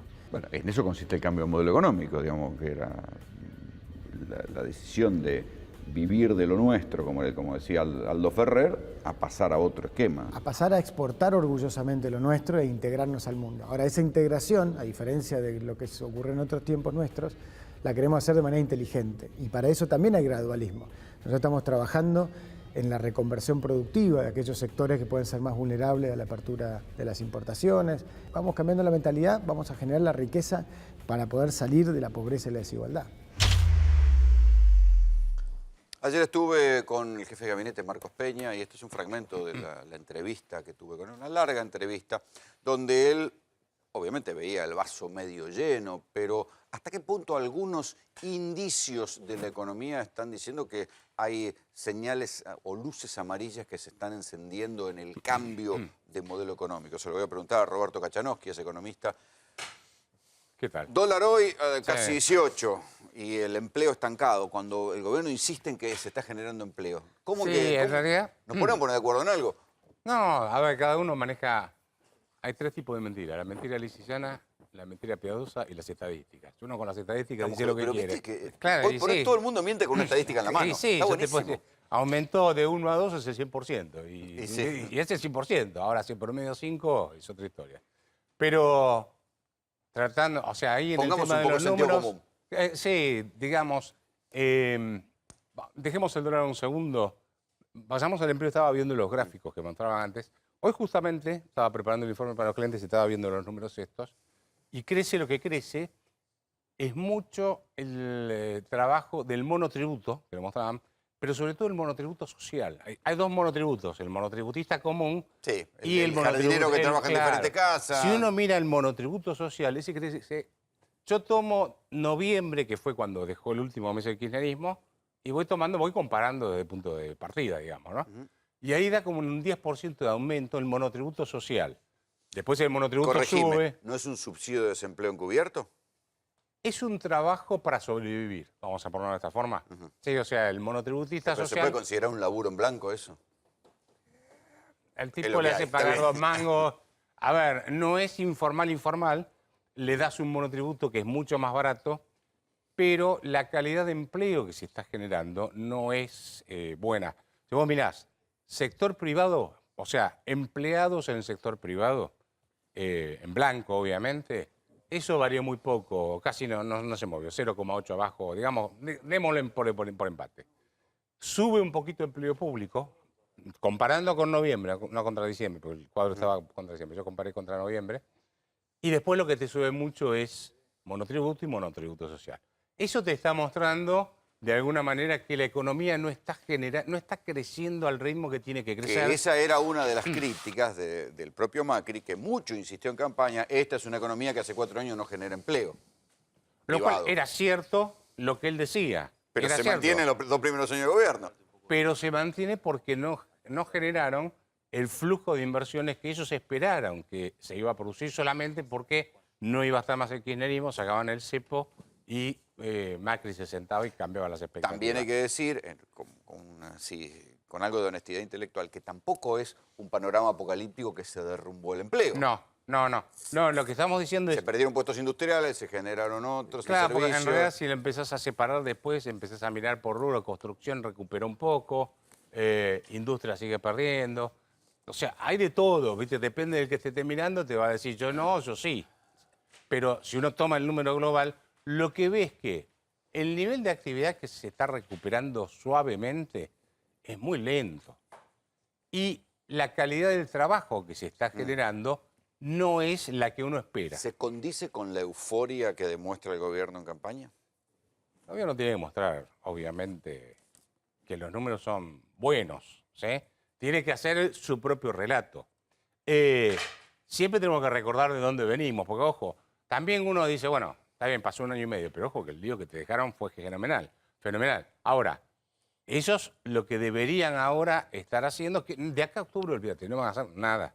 O sea, van a hacer muy poco, no les queda margen. ¿Y qué hay de esto El gran de que van a inyectar interrogante... guita para el consumo? No, pero a ver, para consumir tenés que producir. Si yo me quiero comer un coco, estoy solo en una isla, primero tengo que Necesitas la producir. palmera. No, me tengo que subir a las palmeras, no, salvo que me tenga la suerte que el coco me caiga al lado. Entonces, primero tenés que producir. Entonces, no podés consumir sin generar primero los ingresos para poder consumir. Y eso es producción, es invertir, en fin. Entonces, Pero hay inyecciones de guita para... sí, pero eso es plata que se emite. Sí. Esa plata que se emite son billetes que pueden comprar cada vez menos. Entonces lo que estás haciendo es un artificio de consumo vía inflación. ¿Sí? Entonces, Gambeta corta hasta las elecciones. Gambeta corta hasta las elecciones. Y después de las elecciones, ahí tenés 2 escenarios que ahí sí viene el tema del tipo de cambio. Pues vos tenés hoy gente que te subieron la tasa de interés y hay un arbitraje tasa versus dólar. Entonces te planteo este escenario. Suponete que Cristina Kirchner le va bien en la provincia de Buenos Aires. No sé qué puede pasar con el tipo de cambio. ¿Entendés el punto? O sea, que los que pusieron la guita en Levac se vayan. Y dice, pará, sí. Vuelve Cristina. Vuelta, sí, no es tan inmediato, pero... Hablando de dólar... y perdóname. Sí. Y el otro escenario es, no, gana, cambiemos. Pero la pregunta es, ¿y después qué hacen? ¿Sí? O sea, hoy tenés pura incertidumbre. Yo le preguntaba a Marcos Peña si iba a haber ajuste. Me dice, no va a haber ajuste. No, vamos a mejorar la recaudación. Que me disculpe Marcos Peña, que me disculpe, el ajuste es sobre el sector privado. Es a que nos están pegando palos todo el tiempo, porque te aumentan todos los servicios públicos, pero no te bajan un mango de impuestos. Entonces te están matando. Juan, ¿tenés números del dólar de hoy? Claro, Rolando, lo que sucede es que el dólar, ¿no? El dólar está igual. Lo que hay hoy día miércoles respecto al día Está de igual ayer, de verde. es muchos pesos. Aparecieron muchos pesos, algo así como 60.000 millones de pesos. ¿Y te acordás ayer hablábamos del Supermartes, del Sturzenegger como Superman? Mirá cómo quedó Sturzenegger como Superman. El que creció fue el verde, 17,46 cerró hoy. El dólar creciendo. La previsión del presupuesto era que iba a estar 17,90 a fin de año, 18 pesos, 17,90 exactamente. Pero, ¿qué sucede? Acá hay un tema pero central, digamos. ¿Por qué?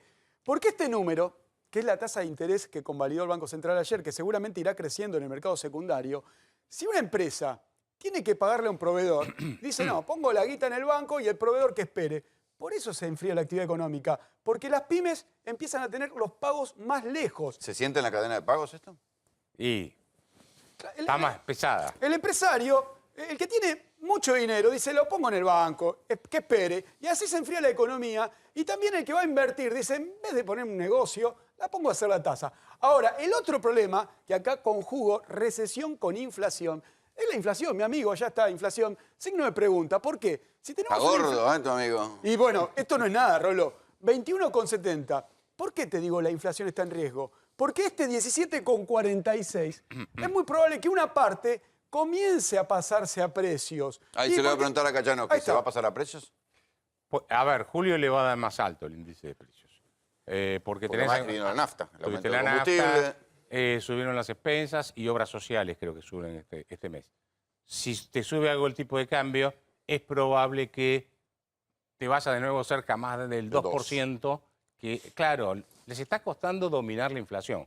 Hay dos inflaciones, no sé si te estoy interrumpiendo. No, hay dos, está la inflación común y la inflación, lo que se llama inflación núcleo. La inflación núcleo es la que no... Sturzenegger dijo que estaba preocupado porque no bajaba. Claro, esa es la que, digamos, no tiene precios así de alta variabilidad como pueden ser las verduras en determinado momento o precios regulados.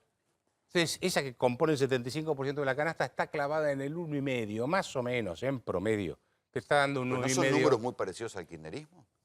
No, sin la mentira, digamos, está más sin el bajo. dibujo. Te lo digo acá, Roló, acá no tengo los números del bajo, kirchnerismo. Ahora, también hay que ser claros, ¿no? El 70% de los insumos que consumimos tienen productos importados. Por eso, ese dólar seguramente va a tener una incidencia en la inflación. Ahora... Está bien, pero va a tener una incidencia en la inflación. ¿Cuánto si bajan las ventas? ¿Cuánto puede sostenerse el traslado a precios? Y bueno, en realidad tenés que buscar mucha recesión como fue en el año 2002, que hubo una inflación del 60%, con una devaluación del 300%. Tiene que haber recesión. Pero, ¿Se traslada siempre a precios? Sí, pero después no podés vender todo, ojo. O sea, Claro. la demanda también tiene un límite.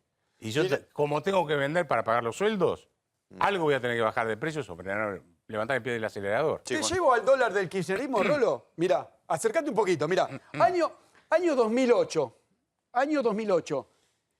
Equilibrio. Este equilibrio, dólar del kirchnerismo. En ese momento estamos hablando de un dólar de 6 pesos. Sí, 6 pesos por ahí. Esta línea roja, Rolo, si la llevamos al día de hoy, esto es un dólar de 24 pesos. Yo no quiero que esté ahí, pero este sería el dólar de equilibrio, digamos, el dólar similar al año 2008. Por eso digo que encima de que todos los problemas que tenemos, este dólar relativamente, hablando de precios, y para o sea mí... que subió y subió poco. Mirá, vos ahí tenés convertibilidad que te da 17 pesos más Ahí está, o menos. claro, muy bien, qué observación, ¿Sí? claro. Eso lo tenés a precio de junio más o menos, calculo. Sí, a precio sí, a precio sí. De junio. Y ahora lo tenés en 18. Yo lo tengo hasta enero 70, no sé si tenés la serie. Y tenés, hoy está casi igual que en la época de Martínez de Oz. ¿Te acordás? Acá se ve, el de M2, ¿cómo? Mirá, Rolo, acá se ve, mirá, se ve. Claro, me faltó la serie y la corté, Si la traes hasta el año 81, enero del 81, te va a dar igual. O sea, nunca terminó de recuperarse el tipo de cambio en términos reales. ¿Por qué? Porque los Porque precios... la inflación te lo devora. Se comieron, claro, subió el dólar, pero subió más rápido los precios, subieron al mismo ritmo. Entonces está muestra un más... efecto, Rolo, eso, ¿eh? Eso muestra un efecto. El efecto que muestra lo que dice Roberto es que este dólar de 17,46 está controlado. No es que se va a escapar, va a valer... Está controlado. Bueno, tienen reserva como para controlar. Ahí yo tengo mi diferencia, no con él, sino con la gente del central. Yo creo que no son unos tarados, así que no, son gente muy razonable. O sea, podés debatir con ellos, ¿eh? Y lo que creo es que no hay una flotación limpia. Cuando vos subís la tasa de interés, afecta siempre el tipo de cambio, porque generás ese tipo de arbitraje. Decís, vendo dólares, compro pesos y compro LEVA con eso. Entonces, cuando vos vendiste los dólares, hiciste bajar el tipo de cambio. La tasa de interés te hace una flotación sucia, vamos a poner de alguna forma. Entonces, yo creo que no tengo el número mágico de cuánto es el dólar. Te digo, francamente, no lo sé. Si lo supiera, tal vez te estaría contestando desde alguna plaza muy, muy cómoda.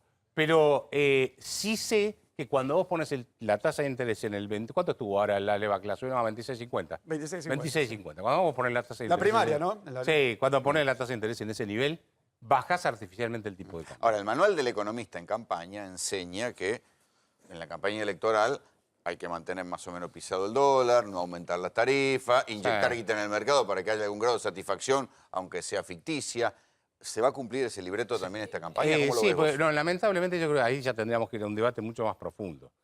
Es que en la Argentina nunca queremos hacer lo que tenemos que hacer y queremos sustituir las reformas estructurales conjugando con la tasa de interés, el tipo de cambio, algún artilugio monetario. No hablamos de productividad todavía. Claro, no hablamos de productividad. O sea, nos endeudamos, todo eso lo hacemos, ¿sí? Nos endeudamos, emitimos moneda, subimos la tasa de interés, hacemos 1000 viruetas monetarias y financieras. Pero cuando tenemos que poner a laburar en serio, que bajar el gasto. Vos fíjate que hoy Brusáez, una persona muy respetable, dice, nos están matando, el mismo Macri dice, nos están matando con impuestos. Sí, pero sos vos el que tenés que liderar.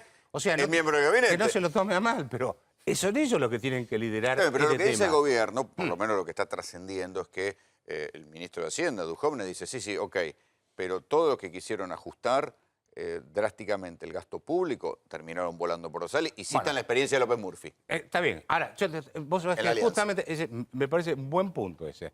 Ellos te dicen, mirá, López Murphy quiso bajar 3.000 millones de dólares el gasto público y terminó inyectado. Y yo te digo, es cierto. ¿Y cómo terminó después? Pero ¿cómo terminó la Rúa? Claro, pero ¿cómo terminó la historia? Con una crisis institucional, con un corralito, con especificación asimétrica, confiscación de depósitos. O sea, el costo de no haber bajado 3.000 millones fue muchísimo mayor después. Entonces, vos me podés decir, mirá que no dura nada. Sí, está bien, bancate lo que viene después.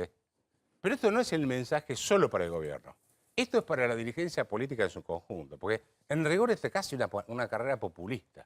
Es saber quién promete más, pero nadie está proponiendo soluciones de fondo, porque nadie se anima a decir lo que hay que hacer. Lo que dicen ellos es que es como un vaso comunicante, que en algún momento van a ir bajando el gasto y mejorando la recaudación lentamente para no tener sobresaltos políticos, porque encima son un gobierno en minoría parlamentaria. Mira, eso de Duhovne es una persona muy razonable también. Dijo que el gasto iba a subir menos que la inflación. ¿Sí? Cuando mostró cómo iba a bajar el déficit fiscal, dijo, el gasto va a subir igual que la inflación. El gasto está subiendo más que la inflación. La recaudación está casi un poquitito por debajo de la inflación y la economía no está creciendo al 3,5%, como él dijo que iba a crecer, está creciendo muy poquitito. Entonces, no se están cumpliendo los requisitos. Y no se están cumpliendo los requisitos porque no se están haciendo las reformas que hay que hacer. Se podrá discutir, no tienen poder político, te incendian el país, todo lo que vos quieras, ¿sí? El economista te dice, bueno, mirá, es lo que hay. Vos me explicás esto, bueno, yo te digo qué es lo que puede pasar. Roberto, gracias por venir. venir. No, gracias por invitarme. Hoy Mauricio Macri hizo una inauguración así como bastante faraónica y tiene que ver con una cloaca, una inmensa cloaca que se va a habilitar al costado del riachuelo. Véanlo, enseguida vamos a debatir para qué va a servir.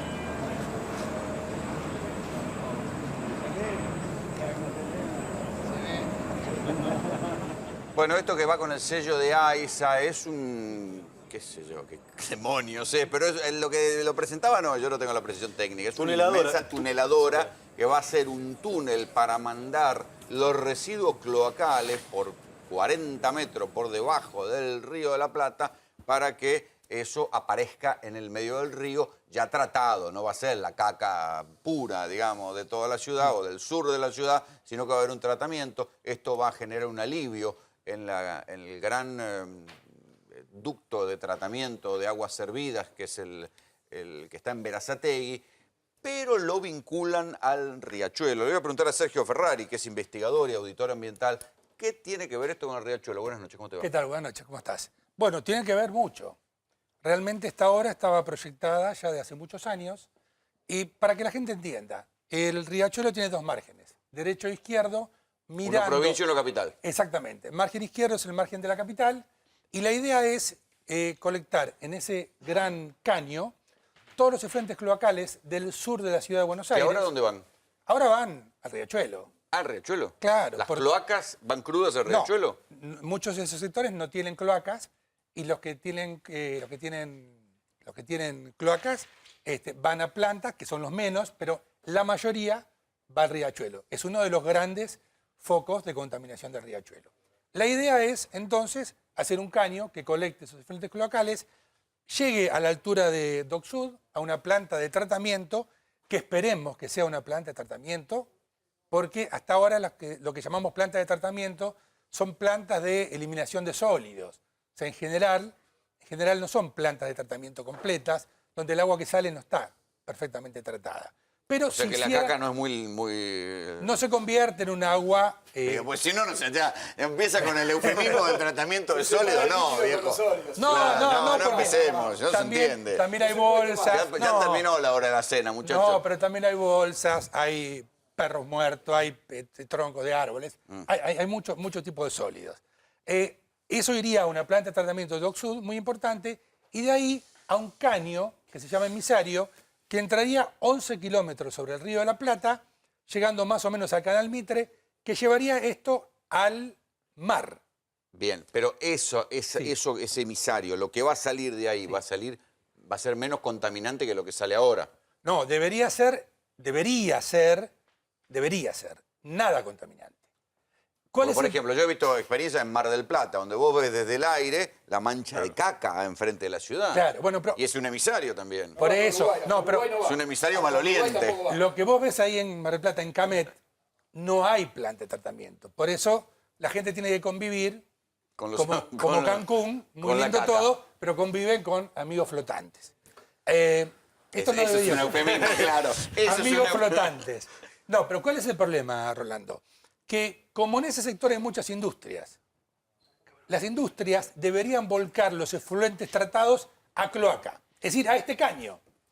Pero como esta obra se puede terminar en más o menos 4 años, y yo dudo muchísimo que en 4 años estén reconvertidas todas las empresas... O sea, durante 4 años el riachuelo va a seguir siendo la misma mierda. Sí, pero aparte de eso... Perdón, de los amigos flotantes. No, pero cuando tengamos el caño va a pasar algo más grave. Empresa que hoy contamina, vos lo podés ver, porque al no haber cloacas va a un arroyito, a un lugar visible. De este modo, una industria que hoy vuelca sin tratar, y vos lo podés ver, vuelca cloaca sin tratar, vos no lo vas a ver. Va a ir al caño de la planta cloacal que no está preparada para tratar residuos industriales.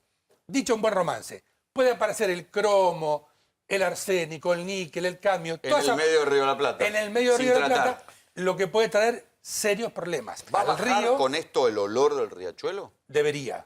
Pero dentro de 4 años. Dentro de 4 años, cuando se inaugure la obra... ¿De forma paulatina? No, porque esto se va a hacer el caño y se va a conectar una sola vez. Okay. Debería ser algo bueno. Si hacemos todo bien en Argentina, es decir, el caño bien hecho, las conexiones bien hechas, pero lo que más me preocupa es que esté todo hecho bien y soñemos por un rato que esto va a estar perfectamente hecho, cosa que tengo algunas dudas, pero pongámosle... En 4 años. En 4 años, pongámosles que sí.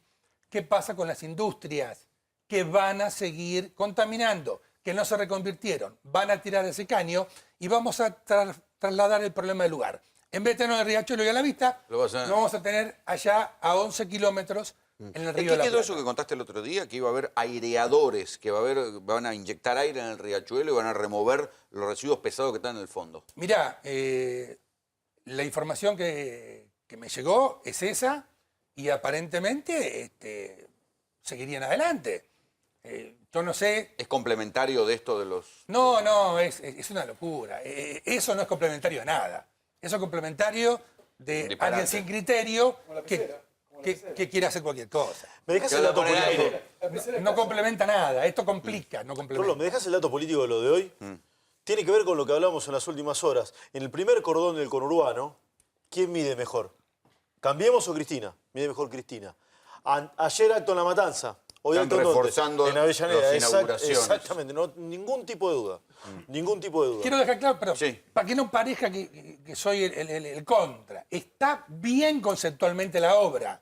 Hay que hacerla muy bien y controlar los efluentes industriales. Si no, esto de nada va a servir. Ricardo Inti Álvarez es experto en políticas habitacionales. ¿Qué se podría hacer en la zona del riachuelo? Porque una vez que va a poner la cloaca, ¿qué haces con la casa como para mejorar eso?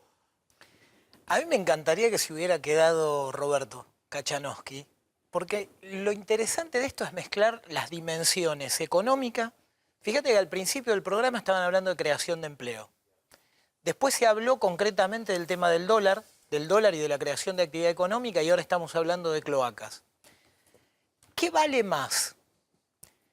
¿El hábitat de 6 millones de habitantes, contaminado o limpio? Limpio. Limpio. ¿Por qué vemos cuánto cuesta la cloaca y no cuánto produce? ¿Por qué somos tan idiotas?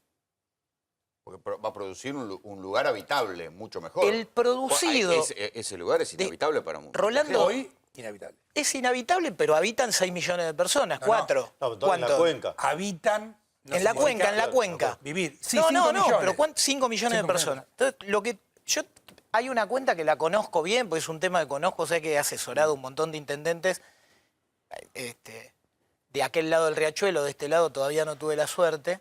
No tuvo la suerte de la Ciudad de Buenos Aires, ojalá que algún día la tenga, de que pueda asesorar a algún intendente. Y siempre les dije lo mismo, que muchachos, no la entienden, pero no la entienden ni lo de Cambiemos, ni lo del Frente para la Victoria, ni los cercanos al Frente Renovador, no la entienden, que es, hay que dejar de pensar al territorio en términos de gasto, hay que empezar a pensar al territorio en términos de producción de riqueza. No contaminar cuesta $1000 por cada 4 colas. ¿Sí? O sea, con $1000 por familia, vos hacés lo que dice el señor, que es no tirar contaminación al medio del río, sino que lo que entra al caño no esté contaminado. No es que no se sabe cuánto cuesta. Como desarrollador privado, vos haces una cuenta muy simple que es, che, tengo que hacer un barrio, un desarrollo privado de 1000 viviendas, familia tipo, 4 personas, y vos tenés claro que 1000 por 1000, 1 millón es lo que te cuesta el saneamiento. Y no te digo que vas a ir, mire, por favor, no sé si la cámara muestra la cara del profesional que dice que sí. No es que no sabemos cuánto cuesta, sabemos cuánto cuesta. ¿Cuál es el problema? Que yo es donde digo los argentinos estamos totalmente chiflados. Y somos muy idiotas. Como país, ¿vos fuiste a Europa? Sí. ¿Viste el acueducto de Segovia o de Caserta? No. Bueno, hay acueductos que vienen de los romanos. De los romanos. Sí, son famosos. Los romanos hicieron sus acueductos y no existía obra sanitaria del imperio. Todos los caminos conducían a Roma y no existía vialidad imperial. No es que había una cuadrilla que iba de Roma a la Britania, a la Galia, a la Germania a reparar un bache. Si el romano, que había sido conquistado por el imperio y por lo tanto era romano, como acá es argentino, el tipo de Lanús, de Loma de Zamora o de Quilmes, es argentino, tiene pasaporte, no mantenía en valor aquellas cosas sobre las que Roma imperaba, como por ejemplo el riego, por ejemplo el tránsito, por ejemplo la navegación de los pequeños canales, perdía la ciudadanía y podía terminar el Gil esclavo. Nosotros no vamos a llegar a tanto, le mandamos a la FIP y le cobramos. No lo hacemos. Quiero unir... ¿sí? Las 3 dimensiones de lo que se estuvo hablando en el programa, incluyamos a debido. Incluyamos a debido. Las 4, sí, porque es el mal gasto. Las 4 dimensiones. Tenemos que dejar de mirar que lo que hay que hacer es lo que el Estado puede pagar. Lo que hay que hacer es lo que puede hacer el pueblo y el Estado logra organizar. Si nosotros le decimos a todo el pueblo del conurbano bonaerense, muchachos, todos van a tener un hábitat saludable, cuesta $1000 por familia, lo van a pagar a lo largo de los próximos 10 años. Juan, $1000 en 10 años, ¿cuánto da? ¿Pero cuánto da? ¿8 por mes? 8 por mes. Por ahí me estoy equivocando. Si de 80 no, 8 por mes, ¿no la estoy pifiando? Más la tasa 10. Bien, vos fijate lo imbéciles que somos todos, mis compañeros con la B, todos, que no somos capaces de darnos cuenta que vale $10 por cada 4 personas, por lo tanto $2,50 por familia, incluyendo tasa de interés, arreglar todo este desaguisado. ¿Qué ocurre? Cuando vos eso lo mirás de esa manera, decís, che, pará, tuve una caída en el empleo del 0,3% en el sector informal. ¿Vos te imaginás si empezás a ponerle agua potable, cloaca y todo lo que corresponde a todas las calles del conurbano? Esto es para que no digan que nosotros en este programa solamente criticamos. También de vez en cuando se nos cae a una idea. Ahora vamos a cruzar Uruguay para que vean lo que sucedió hoy, lo que llevó a Uruguay a la primera plana de diarios de todo el mundo. ¿Por qué? Porque Uruguay se convirtió en el primer país del mundo, país, no estado, no ciudad, que empezó a vender legalmente marihuana. ¿Sí? ¿Cómo se vende en Uruguay? Se vende en las farmacias, pero hoy en Uruguay se empezó a vender marihuana legal. Consumo aproximadamente hace 8 años. Primero ya era esporádico por una cuestión de conseguirlo. Bueno, hasta hace 5 años creo que era esporádico por una cuestión de conseguirlo, y también lo que se conseguía no era de una calidad como para poder consumirla frecuentemente, más allá de todos los peligros que implicaba tener que entrar a un lugar a tratar de conseguirla ilegalmente y en determinada forma estar infringiendo la ley, porque podíamos fumarla pero no podíamos ni comprarla ni plantarla. Entonces, ahora gracias a la regulación llegamos a un punto en el que están garantizados nuestros derechos como consumidores y la libertad también de poder hacerlo. Es una oportunidad para todos, que todo pueda salir bien. Hasta el momento, ¿cómo accedías? Moviéndose en negro, yendo a lugares peligrosos. Esto creo que va a ser muy bien para todo el mundo. A favor de la política, entonces. Sí, totalmente.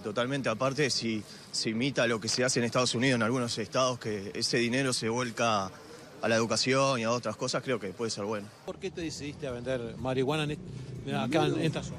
Primero fue por un apoyo gubernamental. Mi primera idea fue un apoyo hasta esto que está bueno, es innovador en la región, y después por el negocio, ¿no? Porque esta marihuana no puede tener publicidad, igual que el cigarro. Pero yo tengo el cartel ahí que ahí están luchando unas personas uruguayas que tienen hijos con problemas que precisan que la fabrica un laboratorio norteamericano para que un laboratorio de este país lo fabrique. El cartelito que está ahí no es por la propaganda de la venta de cannabis. Sino por una ayuda para que se pueda lograr establecer eso. Exactamente. Te decía, ¿tenés un límite de compra por mes vos? ¿Podés comprar lo que quieras? Acá según la venta. Si vos vendes 5 paquetes por semana, no podés comprar 500. Y si vos vendes 500, podés comprar 1000. Eso es todo según la venta.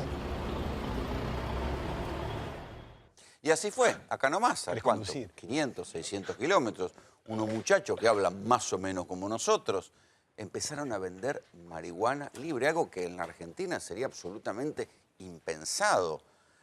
La cuestión es un proceso que viene de hace varios años, pero hoy, a partir de hoy, en alrededor de 15 farmacias de todo Uruguay, 4 de ellas en Montevideo, ciudadanos uruguayos con un carnet que los habilita a ir a la farmacia y comprar una cantidad delimitada de un cannabis no muy fuerte, digamos, pero de plantaciones hechas, o sea, plantaciones en Uruguay, empresas uruguayas, empezaron a comprar marihuana, algo que está sucediendo en algunos enclaves de otros lugares del mundo. Por ejemplo, en Colorado, un estado de los Estados Unidos, también se admiten las dos variedades de la marihuana, la marihuana medicinal, que está más tolerada en otras partes del mundo, pero también la marihuana con uso recreativo, algo que también se admite en algunos otros lugares de Europa, pero en América Latina esto era una experiencia inédita. Claudio Izaguirre es de la Asociación Antidrogas.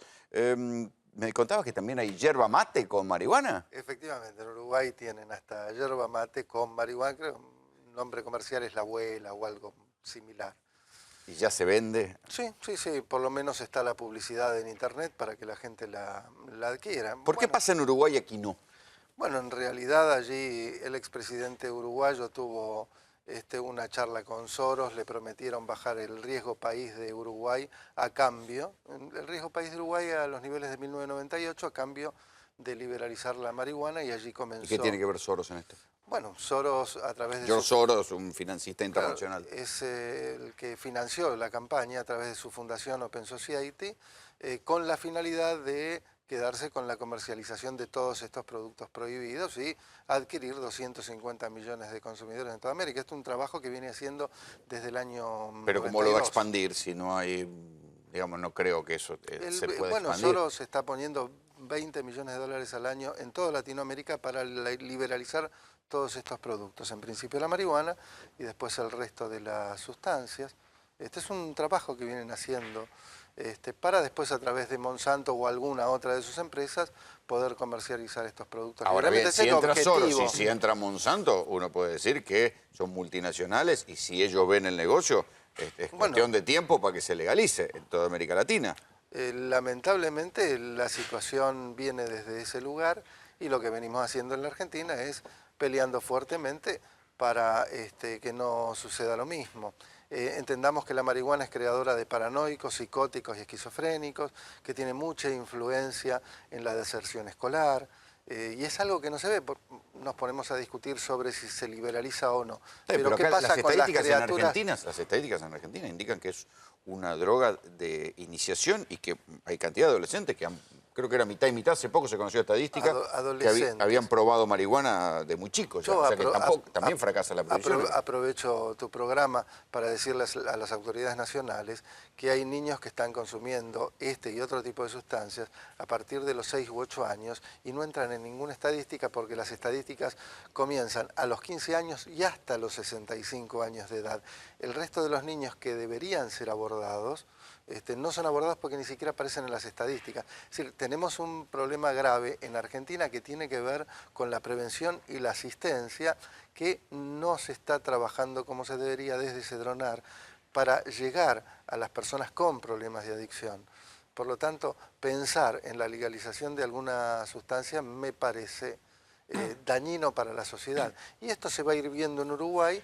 Porque la realidad de Uruguay hoy, con una marihuana que tiene un 2% de THC que se vende al público, a un precio mayor a la marihuana que se vende ilegalmente con un mayor porcentaje de THC, obviamente tira por tierra cualquier posibilidad de combatir el narcotráfico de esa manera. Ahí lo tengo Fernando Soriano, que es periodista y escritor, y quiero saber qué más sabés de lo que sucedió hoy en Uruguay. ¿Qué otro detalle tenés? Hola, ¿qué tal? Hola, ¿cómo te va? Bien. Bueno, hay alrededor de 6.000 personas que ya se inscribieron como adquirentes, es como lo llama el gobierno de Uruguay, y desde hoy empezaron a comprar marihuana en las farmacias en vez de comprarse el narcotráfico, ¿no? Había una cierta incomodidad, muchos de ellos iban tapados a las farmacias, por lo que se veía en el informe. Sí, eso sucedió hoy porque es el primer día y estaban atentos los medios. El Estado uruguayo lo que les aseguró es el anonimato, ¿no? Cuando van a comprar a la farmacia simplemente tienen que apoyar su huella dactilar y no hay registros, digamos, de cada persona que compra en la farmacia. ¿Es cara? ¿Paga impuestos esa compra de marihuana? ¿Cómo? Es $1,3 por gramo. No sé qué quiere decir. ¿No? Es más barato que lo que normalmente se consigue el prensado paraguayo. ¿Y dónde se planta? ¿De dónde sale? Son dos empresas que ganaron la licitación de capitales. O sea que el lugar es... Hay un lugar que es del Estado, custodiado por las Fuerzas de Seguridad Nacionales de Uruguay. Yo pensé que era un mito eso, porque en algún momento fui a hacer esa nota a Uruguay y me dijeron, lo van a custodiar las Fuerzas de Seguridad. Y yo dije, no puede ser. Y después nunca más escuché nada, o sea que ya los custodian las fuerzas de seguridad. Fíjate el cambio de paradigma. Sí, por supuesto, es una política de Estado, es una política revolucionaria en cuestión de política de drogas y sanitarias también, porque lo que están haciendo es mandar a la gente a comprar cannabis que está debidamente estudiado y digamos, normatizado de alguna manera, en vez de ir a comprar el prensado paraguayo que nadie sabe que tiene. Y además es más barato que lo que sale comprar ese prensado, ¿no? En lugares donde ha habido otras experiencias, porque esto sería marihuana recreativa, ¿sí? ¿Qué pasó, por ejemplo? Yo sé el caso del estado de Colorado. ¿Qué pasó? Que ya lleva un par de años de... ¿Qué efectos tuvo? ¿Cambió algo? ¿Qué cambió? No, el dato que tengo en la Lo memoria... social, digamos, ¿no? Mirá, hasta donde tengo entendido, no tengo los números finos, la plata que está recaudando el estado de Colorado por la compra de cannabis está siendo usada para construir viviendas, o sea, los impuestos. ¿En Uruguay también deja guita el Estado? Es otra mirada, la mirada de Estados Unidos es una mirada muchísimo más liberal, digamos, centrada en el negocio, y Uruguay tiene una mirada del Estado como... Sanitaria y de política de droga, reducción de daños, ¿no? Sí, Esteban.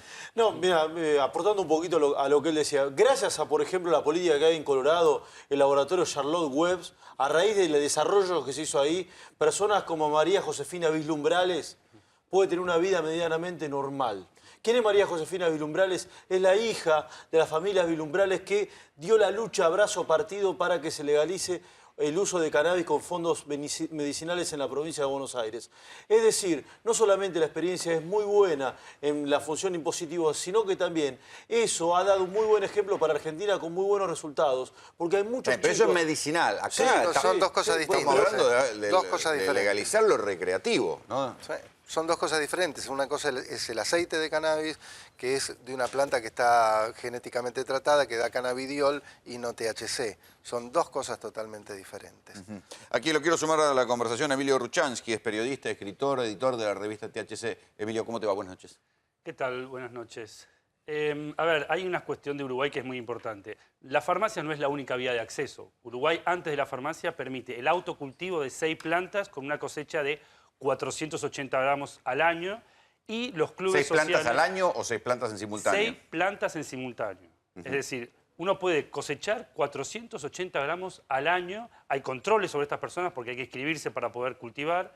También puedes estar en un club donde gestionás con otras personas los gastos. Puede tener hasta 45 miembros y 99 plantas.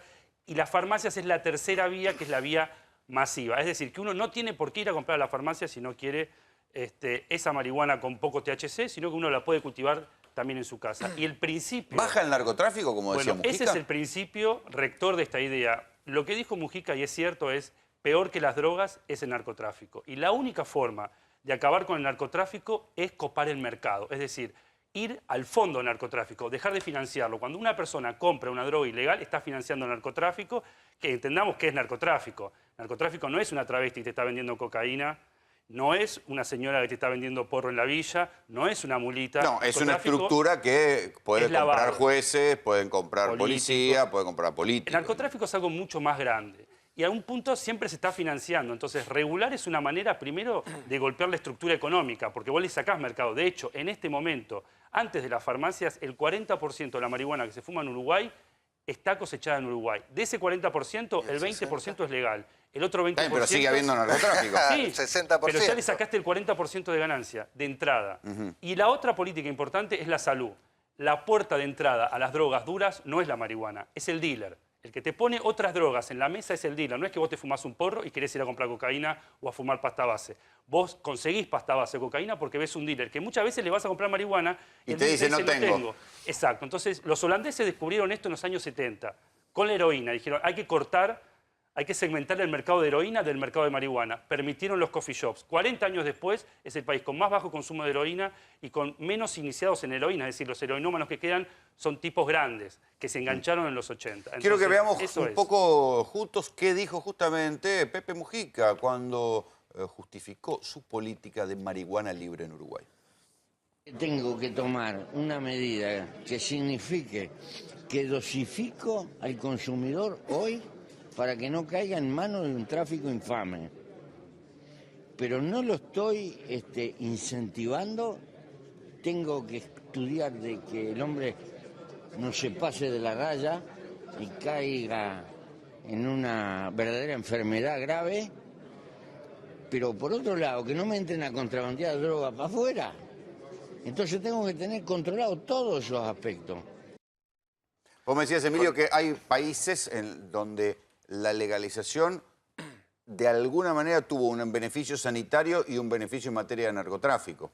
Holanda es el país más claro porque ha sido el primero. Suiza también ha contenido, y esto lo he investigado, yendo a Suiza y yendo a Holanda, y yendo a Estados Unidos, porque también fui a Lo que pasa es que ahí Colorado. te digo, está bien, acá se intentaron aplicar las políticas penales del primer mundo en esta última década y la verdad que salieron bastante mal la A ver, aplicación. Argentina tiene- Siempre la variante criolla es bastante problemática. Argentina tiene penalizada la tenencia para consumo personal. Acá no se intentó nada. Tuvimos fallos como el fallo Basterrica o ahora el fallo Arriola de 2009, pero sigue estando penada la tenencia. No te digo en Entonces, materia de narcotráfico, no sé, te digo en materia de código penal en general, ¿no? digamos, se ha intentado reformar el código, no se reformó ese código, y lo importante es pensar que la única forma de salir de esto no es más represión y más guerra, porque la guerra nunca va a terminar. En México hay 100.000 personas asesinadas en 10 años, hay 20.000 desaparecidos por la guerra al narco.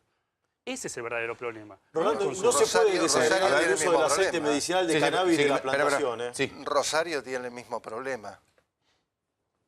Tenemos Sí, claro. más de 400 muertes al año producto de el narcotráfico puntualmente, pero también tenemos una ley de salud mental que Ruchansky seguramente lo reconocerá, que impide la creación de centros de rehabilitación en la República Argentina. Por lo tanto, el interior del país no tiene posibilidad de asistir a sus drogadependientes y los envía a provincia de Buenos Aires o capital federal, ¿Por que qué sí no? tienen. ¿Eso es una exageración? ¿Eso que No, impide la creación de centros de No, rehabilitación? no, O sea, la reglamentación de la la salud, ley. ¿los adictos no se tratan como parte de la salud mental? La ley de salud mental en su reglamentación, Ministerio de Salud, impide la creación de nuevos centros de rehabilitación para drogodependientes. ¿Por Por eso qué? en el interior del país, porque así lo reglamenta la ley. ¿Alguien me lo puede explicar en la ley, mesa? la ley impide la creación de nuevos manicomios y de unidades monovalentes. Lo que dice la ley Unidades es que- monovalentes son perdón. centros de La rehabilitación ley para lo que está diciendo es drogodependientes. que una persona Lo que tiene un prohíbe. problema de consumo problemático no tiene por qué ir a una comunidad terapéutica y ser encerrado como primera opción. La internación no puede ser la primera opción, y eso está muy bien. Y no se pueden crear más hospitales monovalentes. Una persona que tiene un problema de consumo problemático Perdón, no es un Ruchansky. loco, no hay que aislarlo, y si estuviera loco Un tampoco hay que adicto en aislarlo. crisis Esa es la necesita idea, no la aislar más y internación atender en compulsiva. hospitales Pero eso Perdón, lo criminales. tiene- a ver, lo Como tiene que ser definir, como perdón, cualquier otro paciente. tiene que definir un Nada más. profesional. Ruchansky, un adicto en crisis necesita ser atendido y la ley de salud mental Si lo el impide. adicto quiere ser atendido, hay algo que se llama ¿Cómo autonomía. va a querer ser artículo atendido una 19 de persona la que está en Constitución. crisis? Somos personas y decidimos Una si nos persona queremos que tiene un atender o brote no. psicótico No. producto del consumo de drogas no puede Bueno, decidir la si es ley atendido dice o no, que por Dios. eso, la internación Y esto puede la ley de ser salud compulsiva mental en lo caso de impide. que haya riesgo inminente Por y eso cierto hay para la tantos salud. casos de Eso dice la ley homicidio. Está bien, pero ahí Y yo creo que suicidio. ahí sí depende, me parece que ahí se aplica el sentido común. Digo, un pibe con un problema de adicción a la pasta base Necesita ser atendido digamos, inmediatamente. alguien tiene que intervenir, supongo, en Está bien, esos pero casos. hoy Son la casos intervención extremos. es penal. La ley No de puede salud ser penal mental, la perdón, intervención. Ruchansky, Sí. la ley de salud mental pide la firma de un médico psiquiatra, la firma de un psicólogo, la firma de un asistente Multidisciplina, social y la firma de un juez. ¿Dónde conseguimos eso? En Mar del Tuyú o en Las Varillas, Córdoba, o en 28 de noviembre, Santa Cruz. Sí, ¿qué La decías, persona Emilio? que hace, ¿termina A matando ver, o acá lo que suicidándose? se está rompiendo con la ley de salud mental es la hegemonía psiquiátrica, por un lado. Y por el otro lado, muchos psiquiatras al día de hoy todavía no entienden que encerrar a una persona sigue siendo una medida coactiva. Cuando se los controla, de hecho, la justicia hoy está controlando el encierro en los manicomios y en las comunidades terapéuticas. No entienden que privar de la libertad a alguien es algo de última ratio, es lo último que tenés que hacer. Y cuando vos Lo que privás pasa es que a ahí, alguien, a diferencia de la pará, cárcel, pero ahí hay que es preferible, controlar te las digo, comunidades es terapéuticas, preferible los que vaya a manicomios y una las comunidad y no a la cárceles. cárcel. Por supuesto. Porque A ver, es cuando peor una pasa el comunidad delito, terapéutica que no, vos en una comunidad terapéutica no tenés abogado defensor, no tenés No es visita, verdad, estás tiene sobremedicado. todo el mundo el Lo abogado estamos viendo, defensor hay denuncias sobre que las le comunidades otorga el juez, terapéuticas. por Dios. Entonces no verdad, podemos seguir Ruchansky, manteniendo un régimen de tortura donde no sabemos qué le pasa a tenemos esos un chicos grave adentro. problema. Por Sí, un sí, lado pero, queremos pero, la a ver droga... si nos escuchamos. Sí. Sí, termina, Emilio. A ver, las comunidades terapéuticas, no todas las comunidades terapéuticas, han vivido todos estos años de becas de la Cedronar y de internaciones prolongadas de 6 meses, 1 año, 2 años. La ley de salud mental dice que la internación es el último recurso. ¿Qué quiere decir esto? Que la comunidad terapéutica no puede ser la opción estatal. Es decir, hay que atender a las personas con salud comunitaria en sus barrios, ¿sí? No encerrarlos automáticamente, que es lo que todo el tiempo se está pidiendo, que se encierre, pero esa no es la solución. Una persona vuelve a encerrar, sale, sigue siendo pobre, vuelve a su barrio, probablemente vuelva a consumir. El problema no es el consumo, el problema es la pobreza. Entonces, encerrar, ¿qué es? Sacar de la vista a esas personas, igual que hicimos con la locura. Está bien, pero La por ley de ejemplo, salud mental viene actualizada con este está modelo. lleno de madres del Paco que están pidiendo que Pero hagan algo, que intervengan sobre abandonás La eso. madre del Paco no son los Ruchansky, paqueros. con ese Hablemos con los razonamiento. paqueros, no con la madre del Paco. ¿Cómo? Perdón. Hablemos con los paqueros, no con la madre del Paco. La persona que fuma Paco tiene tanto derecho como tenés vos, tengo yo. Tiene autonomía. Pero no puede razonar. ¿Quién dijo que no puede razonar? No puede razonar porque tiene cristales de ácido sulfúrico, de ácido clorhídrico, de éter en el cerebro. Bueno. Por Dios, lo que se ha hecho es abandonar al adicto en vez de ayudarlo a llegar al sistema de salud. Tiene que ser profesional. No puede ser ni un cura, la ni ley un de salud. exadicto. Esa persona no puede atender a otra persona. Sí, sí. Estamos hablando de una ley que está planteando la interdisciplina, el trabajo social, la psicología, la psiquiatría. Entonces, la ley es mucho más completa, viene a acabar con un negocio que eran las comunidades terapéuticas que encerraban por meses y meses sin ningún tipo de control a un montón de chicos y chicas, muchas veces a pedido de los padres, muchas veces secuestrando a esos chicos a pedido de los padres, donde es mucho peor que una cárcel, es un centro clandestino de detención. Tus viejos pagan, te encierran, nadie sabe dónde estás. Eso es lo que viene pasando. Ruchaski, vos yo tengo pruebas, vos hablás de Soros, yo estoy hablando de cosas que pasaron. Ruchaski, vos como periodista sabés perfectamente que la ley de salud mental tiene más de 1000 muertes, producto de que no se llega a la persona en crisis y terminan suicidándose los pibes. Lo podés verificar vos mismo con las madres de caso. En ninguno de los casos estamos hablando del tema marihuana, estamos hablando de drogas más duras, digamos. Estamos hablando de drogas. Uruguay, no sé por qué. O sea, la marihuana es un depresor, un alto depresor que lleva a los chicos, a los más chiquitos, a tener intentos de suicidio. 7 de cada 10 suicidios de adolescentes tiene que ver con el consumo de marihuana. Quiero escucharlo un poco a Fernando Soriano, sí. No, a mí me gusta hablar con fundamentos. No sé de dónde salen las cifras, el negocio de Soros con Mujica. Está claro cuáles son las dos empresas que van a cultivar en Uruguay. No sé. ¿Cuáles son las dos empresas? Una se llama International Cannabis Corporation y la otra se llama Simbiosis. Son de capitales uruguayos. Incluso en algunas empresas están metidos argentinos. Un capital viene de la tecnología, es la misma empresa que obtuvo la licitación del plan Ceibal, que es la de computadoras para los alumnos de Uruguay. La otra empresa tiene... Las mismas empresas dijeron que Open Society fue la que lo soportó económicamente, de George Soros, la fundación de Soros. Punto. Ellos mismos lo reconocieron públicamente. ¿Cuánto ganan? ¿Se sabe cuánto ganan? Hace 5 años que investigo el tema de cannabis, nunca leí más que posteos falsos sobre el tema, por eso no sé qué decir al respecto. ¿Cuánto ganan? ¿Se sabe cuánto ganan? ¿Cuánto van a ganar? Ganan, según lo que me dijeron a mí, fuentes, digamos, extraoficialmente, van a ganar muy poco y es una política estatal, como te dije antes. El Estado se está haciendo cargo de la reducción de daños de los consumidores para evitar, digamos, que vayan a comprar el porro paraguayo, digamos. Sí, Néstor. Sí, quiero preguntar desde la ignorancia. Tengo 51 años y nunca he fumado un cigarrillo de marihuana. Entonces pregunto realmente desde la ignorancia. Un paciente diabético es un enfermo. Y el paciente diabético sabe que no tiene que comer cosas dulces. Si asume voluntariamente la decisión de comer algo que le hace daño a su salud, ¿por qué el Estado tiene que impedirle que haga eso? En principio, las consecuencias del consumo de sustancias hace que la persona tenga acciones y reacciones que no las tendría sin drogas. Por lo tanto, lo que se hace es ayudar a la persona al volver al estado de salud. Le entiendo, pero eso mismo pasa con todas las enfermedades. Con todas las enfermedades, la persona que hace algo que atenta contra su propia salud, está sujeta a tener reacciones, de tener una hiper o una hipoglucemia que lo haga chocar un auto y matar a una persona que ha pasado, o tener otro tipo de reacciones físicas, morfológicas incluso, que lleven a un daño no previsto en ese acto voluntario. Claro, pero un diabético por comer una torta no le pega trompadas en la cabeza a la madre y le arranca la plata que tenía para pagar el teléfono para ir a comprarse drogas. ¿Me comprende que hay una... O sea, hablamos de psicosis, hablamos de problemas psiquiátricos producto del consumo de sustancias. Discúlpeme que lo corrija. ¿No sabe lo que es la compulsión de un diabético a comer algo dulce aún cuando no puede? Y si lo digo en conocimiento de causa, soy insulino dependiente, por eso es que se lo planteo.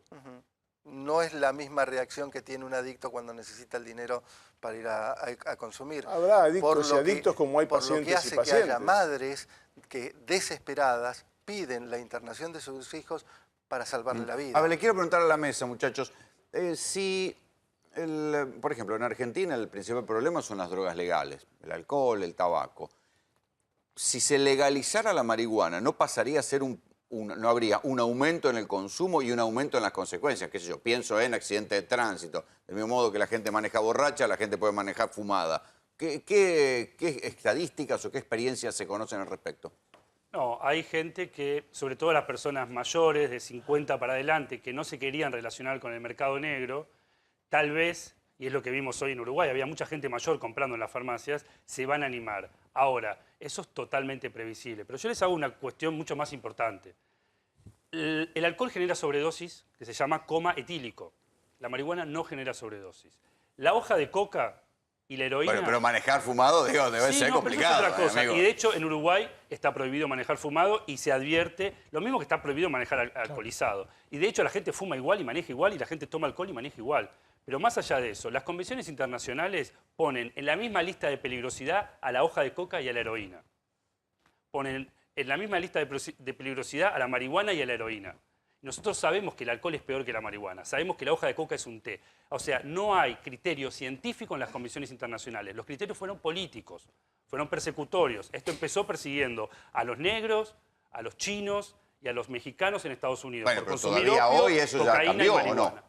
Bueno, pero no hay un criterio científico. Entonces, la marihuana, por supuesto que no es inocua. La regulación lo que va a traer, para empezar, es lo que está buscando Uruguay y lo que ya consiguió Holanda, que es segmentar el mercado. Que vos no vayas a un dealer y que el dealer no te ponga pasta base y no te ponga cocaína en la mesa. Que vos consumas marihuana y te quedes ahí. Eso ya es mucho. Eso ya es mucho. Pero en Holanda, los menores de edad que no pueden entrar al coffee shop van a comprar la sustancia al vendedor ilegal. Y acá compran cerveza de los padres, es lo mismo. No se combate el narcotráfico legalizando la sustancia. En la gran mayoría de las comunidades, a lo mejor tiene alguna eficiencia a la hora de bajar los consumos, no sé. Sí, ¿de cuántos menores estamos hablando, no? O sea, ¿Cómo de cuántos menores? Es terrible lo que está pasando en Argentina. Lo importante es tratar de naturalizar que una llamen cuestión. las madres al canal a contar lo que está pasando en cada una de sus casas. Realmente es un problema serio. ¿Puedo un dato, Rolo? Déjalo hablar. No, que yo quería decir que para hablar de drogas en general, apenas el 9% de la cantidad total de gente que consume alguna sustancia ilegal tiene consumos problemáticos. El 9%, estamos hablando de gente adulta. Así que... O sea, el resto recreativo. Sí, y hablar de la droga, droga cuando hay tantas drogas que afectan de manera diferente me parece irresponsable. Acá estamos, o por lo menos a mí me invitaron para hablar de marihuana, que es de lo que más sé, en el caso de las drogas. Y la marihuana no genera adicción. Está estudiado que el mayor peligro del consumo de cannabis es manejar. Y bueno, y después hay que naturalizarla. Cuando nosotros prohibimos algo, estamos tentando a los chicos a que vayan a probarlo. Cuando nosotros naturalizamos, si nosotros tenemos una planta en el balcón, no estamos, digamos, ocultando nada. Yo fumo, trabajo, tengo 2 laburos, digo. Entonces, me parece que lo importante acá es naturalizar. Uruguay pone la marihuana en las farmacias para la gente que no quiere tenerla en su balcón, o no puede, o no sabe. Entonces, están hablando ahí, le están quitando el negocio al narcotráfico. Más claro, digamos, lo demás es una discusión que no sé si... La marihuana es la droga más difícil de dejar y sí es altamente adictiva. Si no, miremos a los chicos lo que pasa. Hay bibliotecas enfrentadas al respecto, pero les agradezco mucho el debate. Así llegamos al final. Esto fue Tercera Posición. Chau.